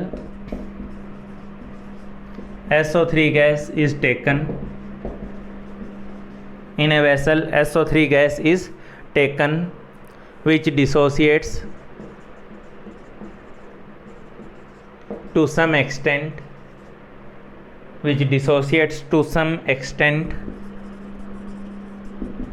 in SO2 and O2, ठीक है। In a vessel SO3 gas is taken which dissociates to some extent in SO2 and O2, ठीक है। और डिसोसिएशन रिएक्शन क्या होती है आपको पता ही है, 2SO3 डिसोसिएट होगा तो 2SO2 प्लस O2 देगा आपको, ठीक है। 2SO3 giving 2SO2 plus O2, ठीक है। तो in a vessel SO3 gas is taken which dissociates to some extent in SO2 and O2, ठीक है। आगे सुनो, if vapour density of equilibrium mixture, vapour density of equilibrium mixture, देखो यार vapour density देने का मतलब इनडायरेक्टली हमें एवरेज देना ही है, ठीक है। If vapour density of equilibrium mixture is 32, vapour density of equilibrium mixture is 32, then find degree of dissociation of SO3, ठीक है। तो आपको SO3 का degree of dissociation find out करना है, ठीक है। In a vessel SO3 gas is taken which dissociates to some extent in SO2 and O2, a vapour density of equilibrium mixture is 32, then find the degree of dissociation of SO3, ठीक है। पिछले में degree of dissociation दे के M average पूछ लिया था, इस case में एम एवरेज दे दिया इनडायरेक्टली आपको वेपर डेंसिटी की फॉर्म में, और आप जल्दी से चुटकियों में इसका डिग्री ऑफ डिसोसिएशन निकालें वीडियो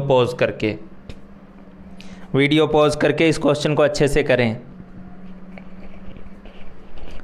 हाँ भाई, तो अगर आप लोगों ने वीडियो पॉज करके इस क्वेश्चन को कर लिया है अच्छे से तो कुछ आंसर पे तो आप आए ही होगे। पहले तो बताओ इसका एम एवरेज कितना है। इसका एम एवरेज आपके पास है 64। अप्रोच क्या थी, ठीक है, इसको मेरे वाली अप्रोच से करो, सीधा सीधा हो जाएगा। क्या इस केस में आप ये मान लोगे कि मेरे पास SO3 का 1 मोल है इस वेसल में, ठीक है। जिस भी वेसल में SO3 भरा था, मोल तो दिया नहीं है तो 1 मोल मान लो। तो 1 मोल अगर मानता हूँ तो इसका मतलब इस वेसल में प्रेजेंट गैस का मास कितना है, 80 ग्राम। पिछले केस में 92 था क्योंकि वहाँ पे N2O4 मान्य थे, इसमें SO3 मान्य, तो SO3 के 1 मोल का मास कितना हुआ, 80 ग्राम हुआ, ठीक है। तो अगर SO3 के 1 मोल का मास 80 ग्राम है, अब अगर SO3 डिसोसिएट भी करता है, SO3 डिसोसिएट करेगा 2SO2 प्लस O2 में, ठीक है। तो अगर मैं इसका 1 मोल लिखता हूँ तो इस 1 मोल में से अगर इसकी डिग्री ऑफ डिसोसिएशन अल्फा है तो 1 minus 2 alpha and alpha, equilibrium पे कितने मोल हो जाएंगे, ठीक है। अगर इसका डिग्री ऑफ डिसोसिएशन अल्फा है तो 1 में से 2 अल्फा घटाए, यहाँ 2 अल्फा बनाए, यहाँ अल्फा बनाए, ठीक है। अगर ऐसा किसी ने किया है तो मैं ऑलरेडी कल की क्लास में बता चुका हूँ कि ये काम कोई नालायक जो होगा, महानालायक जो होगा वही करेगा, और अगर ऐसा किया है तो ये कॉपी पे क्रॉस करके नालायक लिखोगे। यह आपने बहुत बड़ा पाप कर दिया है। मैंने कल भी बोला था अल्फ़ा का मतलब होता है कि 1 में से अल्फ़ा जाएगा, 1 माइनस अल्फ़ा मोल बनेगा। इस 2 या इस 1 का मतलब स्टाइक्योमेट्री के लिए होता है, ठीक है। तो आप ये सब गलत लिखे हो। आप अगर 1 में से डिग्री ऑफ डिसोसिएशन आपने अल्फ़ा बोल ली है तो आप 1 में से अल्फ़ा घटाओगे। अब आप देखोगे 2 से 2 बन रहा है तो अल्फ़ा से अल्फ़ा बनेगा, 2 से 1 बन रहा है तो अल्फ़ा से अल्फ़ा बाई 2 बनेगा। आपको ये लिखना होगा, ऐसे नहीं लिखोगे, ऐसे लिखोगे, ठीक है। तो इसका 1 मोल लिया, अल्फ़ा मोल चला गया तो अल्फ़ा मोल SO2 का बन गया और अल्फ़ा बाई 2 मोल O2 का बन गया। बताओ टोटल मोल कितने हो गए डिसोसिएशन के बाद, ठीक है। तो पहले अगर 1 मोल था तो अब डिसोसिएशन के बाद जो मोल होगा वो 1 minus alpha plus alpha, 1 minus alpha plus alpha by 2, इन तीनों मोल को जोड़ दो तो आपके पास 1 प्लस अल्फ़ा बाई 2 मोल आएगा, ठीक है। अब आपको पता है कि 1 प्लस अल्फ़ा बाई 2 मोल का मास अभी भी कितना है, 80 है, ठीक है। 1 मोल का मास 80 था, टूटने के बाद मास उतना ही रहेगा, मोल बदल के 1 प्लस अल्फ़ा बाई 2 हो गया, ठीक है। डिसोसिएशन के बाद एम एवरेज ऑलवेज घटता है, क्यों, डिसोसिएशन से मोल तो बढ़ जाते हैं लेकिन मास उतना ही रहता है, इसलिए 1 मोल के हिसाब से जो एवरेज मास होता है वो नीचे आ जाता है। तो 1 प्लस अल्फ़ा बाई 2 मोल का मास 80 होगा, तो अब इस हिसाब से एम एवरेज कितना लिखा जाएगा, 80 अपॉन में 1 प्लस अल्फ़ा बाई 2, जो कि क्वेश्चन में कितना दिया हुआ है 64, ठीक है। एम एवरेज हम लोग निकाल रहे हैं 64 है, तो इसलिए आप 80 अपॉन 1 प्लस अल्फ़ा बाई 2 को 64 के बराबर रखोगे, ये आपके पास 8 और ये 10 पे कैंसिल हो रहा है, ठीक है। उसके बाद आप लोग लिख सकते हो 1 प्लस अल्फ़ा बाई 2 आपके पास 10/8 आ रहा है, यानी 5/4 आ रहा है, यानी 1.25 आ रहा है, यानी अल्फ़ा जो आ रहा है आपके पास वो 50% आ रहा है, यही आ रहा है 10/8 5/4 यानी 1.25, ठीक तो है। अल्फ़ा आपके पास आ जाएगा, इधर आप इसको 1 में से माइनस करके 2 से मल्टीप्लाई करोगे तो अल्फ़ा आ जाएगा आपके पास 0.5%। में आप कह सकते हो कि 50% डिसोसिएट हो रहा है, ठीक है। अच्छा, इसी चीज़ को केमिकल इक्विलिब्रियम वगैरह में लोग जो है एक फार्मूले की हेल्प से करवाते हैं। हालांकि वो पुराने टाइम का फार्मूला था, पुराने टाइम में उसकी अहमियत थी। मेरे को तो इतने साल हो गए पढ़ाते हुए, मैंने कभी उस फार्मूले को यूज़ नहीं किया, लेकिन फिर भी क्योंकि मुझे मेरी अपनी अप्रोच ज़्यादा अच्छी लगती है, मैं इसी अप्रोच पे काम करता हूँ, ठीक है। और मैं आपको भी चाहूँगा कि आप भी इसी अप्रोच पे एम एवरेज को और डिग्री ऑफ डिसोसिएशन को रिलेट करें, ताकि आपको सारी चीज़ों के मोल अलग अलग दिखाई दें, ठीक है। बाकी एक फार्मूला भी होता है, मैं उस फार्मूले को जल्दी से ऐसे ड्राइव करके आपको दे देता हूँ, ठीक है। एक डेरिवेशन दे देता हूँ आपको, ठीक है, उस फार्मूले का, ताकि आप लोग समझ जाओ, ठीक है। कभी कहीं लिखा हुआ मिले तो आप ये ना बोलो कि मैंने करवाया नहीं। बाकी मैं उस फार्मूले के यूज़ पे कभी नहीं जाता, मैं इस अप्रोच पे ज़्यादा रहता हूँ।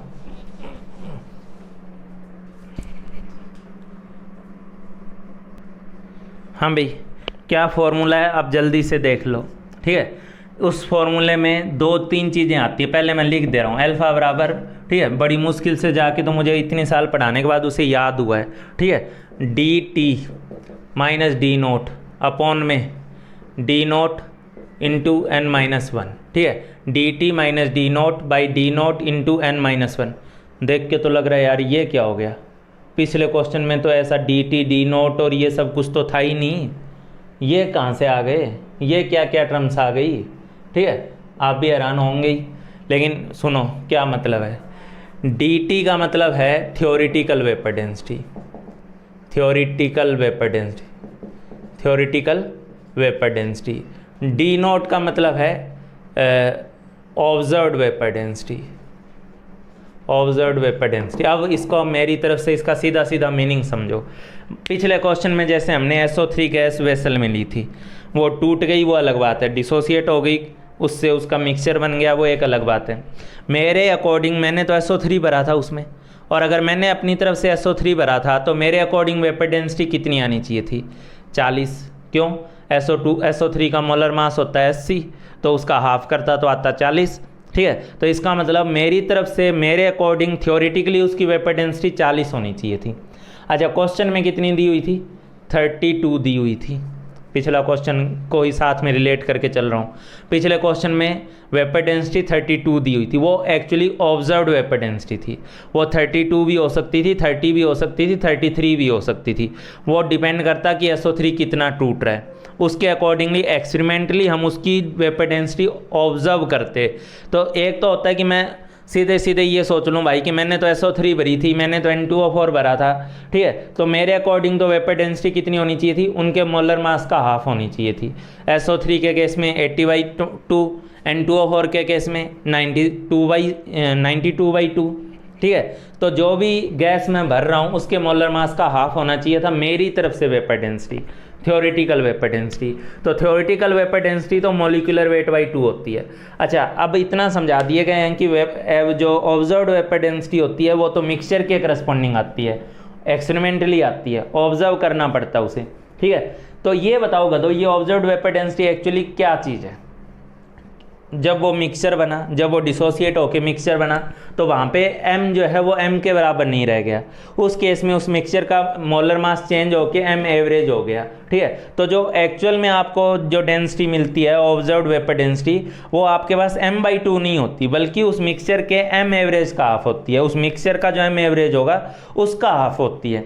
मिक्सचर मतलब गैस के मोल बड़े हैं तो उसमें ऑब्वियस बात है m एवरेज कम हुआ होगा, जिसके चलते जो ऑब्जर्व्ड वेपर डेंसिटी है वो भी कम होगी, ठीक है। SO3 के चलते 40 होनी चाहिए थी, जबकि क्वेश्चन में कितना दिया हुआ था 32, वो 30, 33 कुछ भी हो सकता था, ठीक है। तो एक्चुअल में जो ऑब्जर्व्ड वेपर डेंसिटी होती है D नोट, ठीक है, ये होती है m एवरेज बाई 2।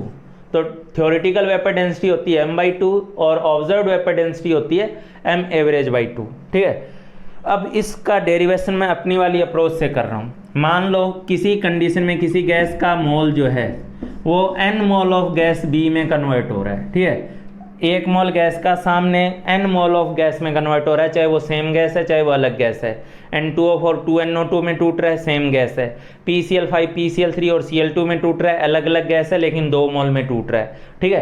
तो A गैस अगर NB गैस में कन्वर्ट हो रहा है, ठीक है, तो मैं ये बोल रहा हूँ कि 1 मोल गैस से मुझे सामने डिसोसिएशन के नाम पे n मोल ऑफ गैस मिल रहे हैं, चाहे वो B के हैं चाहे वो B एंड C को मिलाकर हैं, अलग अलग गैस के भी हो सकते, सेम गैस के भी हो सकते। मैं अपनी अप्रोच पे काम करूँगा। मान लो मेरे पास इसका 1 मोल था, ठीक है, तो इसका मतलब इस वेसल में इसका मास कितना था, जो A का मोलर मास था उतना ही था। अब मान लो इसका डिग्री ऑफ डिसोसिएशन अल्फा है, तो अगर इसका डिग्री ऑफ डिसोसिएशन अल्फा है, अब मैं इसका डेरिवेशन बता रहा हूँ आपको, तो इसके 1 इक्विलिब्रियम पे क्या होगा, इसका 1 माइनस अल्फा मोल बचेगा, इसका नया कितना बन जाएगा n अल्फा, 1 के चलते n बन रहा है, और ये 2 3 4 कुछ भी हो सकता है, तो 1 के चलते अगर n बन रहा है तो जनरलाइज कर रहे हैं, तो अल्फा के चलते कितना बनेगा n अल्फा, ठीक है, 2 में भी टूट सकता है 3 में भी टूट सकता है। तो 1 माइनस अल्फा अगर टूट रहा है 1 माइनस अल्फा मोल इसके बच गए, n अल्फा मोल इसके बच गए, ठीक है। तो ये बताओ इसका टोटल मोल कितना हो गया, इक्विलिब्रियम पे इसका टोटल मोल कितना हो गया, 1 minus alpha plus n alpha, ठीक है, यानी कितना हो गया ये, आप लोग अल्फा कॉमन ले लो, ठीक है, तो अल्फा अगर आप कॉमन लेते हैं तो अल्फा कॉमन लेने के बाद यहाँ से -1 बचेगा, यहाँ से n बचेगा, तो मैं n पहले लिख दे रहा हूँ, -1 बाद में लिख दे रहा हूँ, तो टोटल मोल आपके पास बनेगा 1 प्लस अल्फा इंटू n-1, ठीक है। अब बताओ इतने मोल का मास कितना है, मास तो यही रहेगा m ही रहेगा, ठीक है। मास जो मैं अप्रोच अभी आपको बता रहा था, मैं उसी अप्रोच पे काम कर रहा हूँ कि 1 प्लस अल्फा इंटू n-1 मोल का मास अभी भी m है, तो इसका मतलब एवरेज मोलर मास कितना हो जाएगा, एवरेज मोलर मास आपके पास हो जाएगा m अपॉन में 1 प्लस अल्फा इंटू n-1, ठीक है। अब आप बताओ थ्योरेटिकल वेपर डेंसिटी क्या होती है, m/2, ऑब्जर्व्ड वेपर डेंसिटी क्या होती है, m एवरेज बाई 2, क्योंकि ऑब्जर्व जो होगी वो उसके एवरेज मोलर मास के करस्पॉन्डिंग वैल्यू होगी, तो m एवरेज बाई 2 का मतलब इसका हाफ, m एवरेज आप लिख चुके हो ना, तो m/2 साथ में 1 प्लस अल्फा इंटू n-1। एक काम करो, इन दोनों को डिवाइड कर दो, ठीक है, तो इन दोनों टर्म्स को अगर आप डिवाइड करते हैं, ठीक है, तो आपके पास dt/d0, ठीक है, यहाँ से dt/d0 m/2 से m/2 कैंसिल हो जाएगा, बाद में करना, ठीक है, और ये 1 प्लस अल्फा इंटू n-1 जो है वो डिवाइड में जो था वो ऊपर चला जाएगा, ठीक है, तो आपके पास 1 प्लस अल्फा इंटू n-1 आएगा, ठीक है, यानी अल्फा इंटू n-1 के नाम पे मैं 1 को इधर ला के माइनस कर दे रहा हूँ, dt/d0 -1 यानी dt माइनस d0 अपॉन में d0, ठीक है, dt माइनस d0 अपॉन में d0। अब n-1 को उधर डिवाइड में ले जाओ तो अल्फा बराबर आ जाएगा dt माइनस d0 अपॉन में d0 n-1, ये फॉर्मूला हो गया, ठीक है, जहाँ पे dt थ्योरेटिकल वेपर डेंसिटी होती है, d0 ऑब्जर्व्ड वेपर डेंसिटी होती है। थ्योरेटिकल वेपर डेंसिटी जो होती है उसका सीधा सा मतलब होता है कि जो गैस हमने उसमें भरी उस गैस के मोलर मास का डायरेक्टली हाफ कर दो, ठीक है, और ऑब्जर्व्ड वेपर डेंसिटी क्वेश्चन में दी रहेगी जो कि उसके एवरेज मोलर मास के करस्पॉन्डिंग होती है। तो एक अल्फा बराबर dt माइनस d0 अपॉन में d0 इंटू n-1, मतलब डिवाइड में n-1 रहेगा। ये इस एक नया रिलेशन है जो मैं आपको दे रहा हूँ। ये अक्सर टीचर लोग जो हैं वो इस रिलेशन को ज़्यादा यूज़ करते हैं, वो इतना समझाने करने की कोशिश ही नहीं करते। मैंने तो डेरिवेशन कराया है, वो लोग लिखवा देते हैं कि ये फॉर्मूला है बेटा, इसको कर लेना, इसमें ये वैल्यू रख देना, अल्फा आ जाएगा, ठीक है। लेकिन मैंने इतनी मेहनत करी है, अप्रोच भी बताई और फॉर्मूले का डेरिवेशन भी बताया, ठीक है, और ये भी बताऊँगा कि ये फॉर्मूला ज़्यादा ज़रूरी नहीं है, अप्रोच ज़्यादा ज़रूरी है। चलो अब बताओ पिछले क्वेश्चन को, SO3 वाले क्वेश्चन को अगर मैं इस अप्रोच से, इस फॉर्मूले से करता तो कैसे करता। तो मैं आपको एक चीज़ के लिए और सचेत करना चाहूँगा कि आप ये क्वेश्चन में सारा कुछ कर लोगे, dt d0 और सब कुछ रख दोगे, ठीक है। dt जो गैस दी है उसके मोलर मास का हाफ, d0 क्वेश्चन में दिया रहेगा, ठीक है, लेकिन आप n लगाने में गड़बड़ कर दोगे। अगर N2O4 टूट रहा है 2NO2 में, तो मैं पूछूंगा कि इस रिएक्शन पे ये रिलेशन अप्लाई करना है तो n कितना लगाओगे, तो आप बोल दोगे 2, सही है।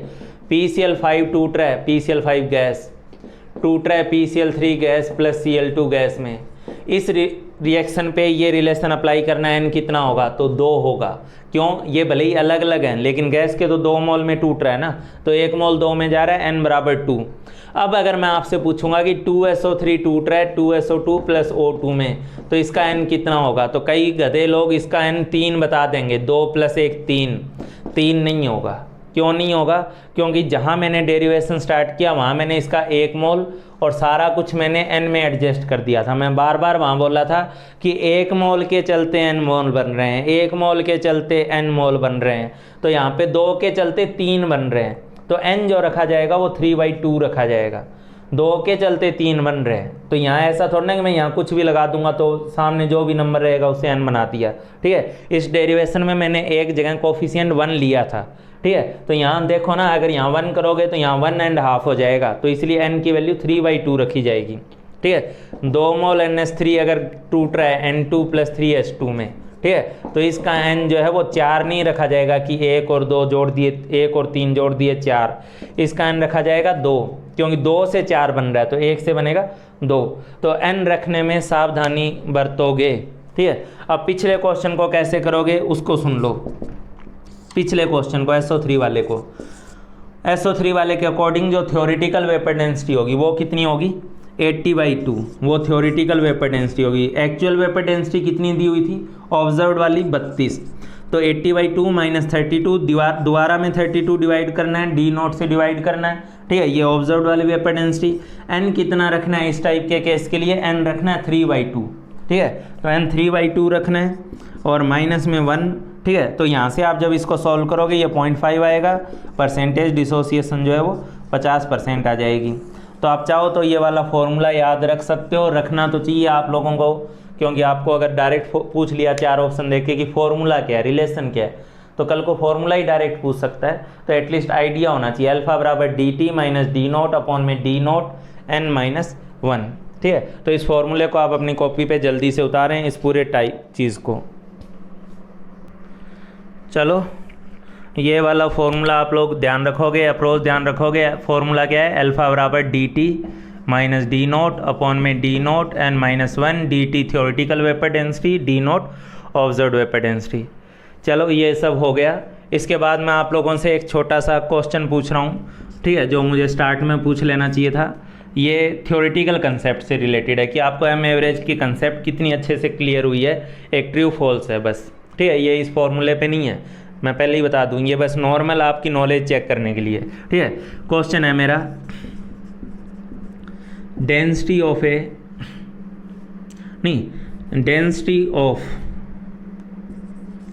वेट एयर जिसमें मॉइस्चर प्रेजेंट होगा। ठीक है, density of wet air is more then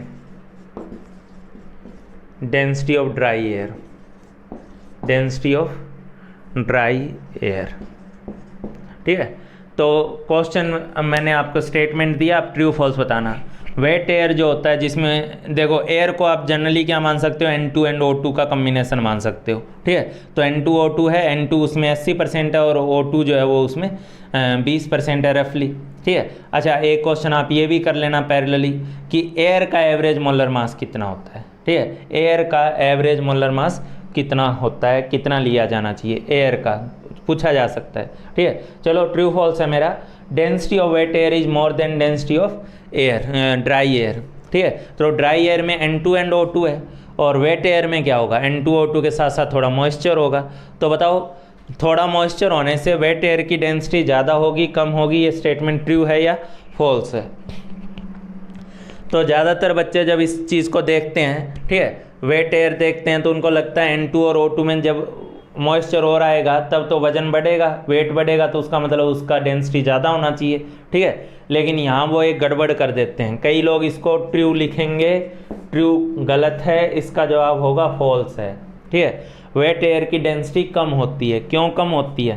ठीक है, आपको पता है जब आपके पास N2 and O2 था ड्राई एयर में, ठीक है, तो ऑब्वियस सी बात है इसका जो एम एवरेज था, ठीक है, और इसी में जो N2O2 के साथ साथ वाटर आ गया। वाटर का मोलर मास कितना होता है? N2 का होता है 28, O2 का होता है 32। N2O2 के साथ साथ वो तो उतना ही है ही है, लेकिन इसके साथ साथ जब इसमें 18 ग्राम वाला गैस आएगा, वाटर वेपर आएंगी, तो वाटर का मास तो कम है ना, कम है, तो वो 1 मोल मिक्सचर का जो एवरेज मास है उसको नीचे लाएगा। भारी गैस आती तो ऑब्वियस बात है 1 मोल मिक्सचर के मास को बढ़ाता है, लेकिन इन दोनों के मुकाबले हल्की गैस उसमें ऐड हो रही है, हल्की वेपर उसमें ऐड हो रही है। N2 का 28, O2 का 32, जबकि वाटर का 18 है, और वाटर का कंटेंट बढ़ेगा, ठीक है, वाटर का कंपोजिशन बढ़ेगा, तो इसका मतलब उसका एम एवरेज नीचे आ रहा है। तो इसका मतलब इसका एम एवरेज कौन सी कंडीशन में, ड्राई गैस का जो एम एवरेज है, ठीक है, वो ज़्यादा होगा किससे, वेट एयर से। क्यों, क्योंकि उसमें N2O2 के साथ साथ हल्का कंपोनेंट भी आ गया, वाटर वाला, उसमें भारी वाले थे, इसमें हल्का भी आ गया। तो एयर का जो ड्राई फॉर्म में एम एवरेज होगा वो वेट फॉर्म में जो एम एवरेज आएगा उससे ज़्यादा है, हाँ उसमें ज़्यादा आएगा, ठीक है। अब डेंसिटी क्या होती है, डेंसिटी होती है P M average by R T, ठीक है। तो density P M average by R T होती है। अगर प्रेशर टेम्परेचर सेम रख के डेंसिटी कंपेयर कर रहे हैं, ठीक है, तो जिसका एम एवरेज ज़्यादा होगा उसकी डेंसिटी ज़्यादा होगी। और एम एवरेज किसका ज़्यादा होता है, ड्राई एयर का ज़्यादा होता है। वाटर एक हल्के में आएगा N2O2 के मुकाबले। हाँ, कोई हैवी गैस, कोई इम्प्योरिटी के नाम पे कोई, या पोल्यूटेंट के नाम पे कोई हैवी गैस इसमें आ गई होती, तो फिर इसका एम एवरेज बढ़ जाता। लेकिन मॉइस्चर के चलते एम एवरेज घटेगा, तो इसकी डेंसिटी जो है वो कम हो जाएगी। डेंसिटी ऑफ ड्राई एयर जो है वो डेंसिटी ऑफ ड्राई एयर ज़्यादा मिलेगी, डेंसिटी ऑफ वेट एयर कम मिलेगी, इसलिए ये स्टेटमेंट फॉल्स है, ठीक है। अच्छा, एम एवरेज की कंसेप्ट पे 2-3 बहुत अच्छे क्वेश्चंस हैं, दिमाग लगाने वाले ब्रेन स्टॉर्मिंग क्वेश्चंस हैं, वो मैं आप लोगों को अलग से करवा दूंगा। अभी क्लास कुछ ज़्यादा ही लंबी हो गई, ठीक है। एम एवरेज वाला पार्ट मुझे ख़त्म करना था। अलग अलग तरीक़ों से 3 तरीके बताए। एम एवरेज बराबर 100 सीधा कि गिवन मास या टोटल मास बाई टोटल मोल। दूसरा, STP कंडीशन पे गैसियस मिक्सचर है तो 22.4 लीटर का मास निकाल लो, वो एम एवरेज हो गया। तीसरा, बहुत इंपॉर्टेंट, पोस्टमार्टम रिलेशनशिप, ठीक है, जिसमें मैंने एम एवरेज को मोल फ्रैक्शन से रिलेट किया। चौथा, एम एवरेज को डिग्री ऑफ डिसोसिएशन से रिलेट किया और ये फॉर्मूले का डेरिवेशन करवाया।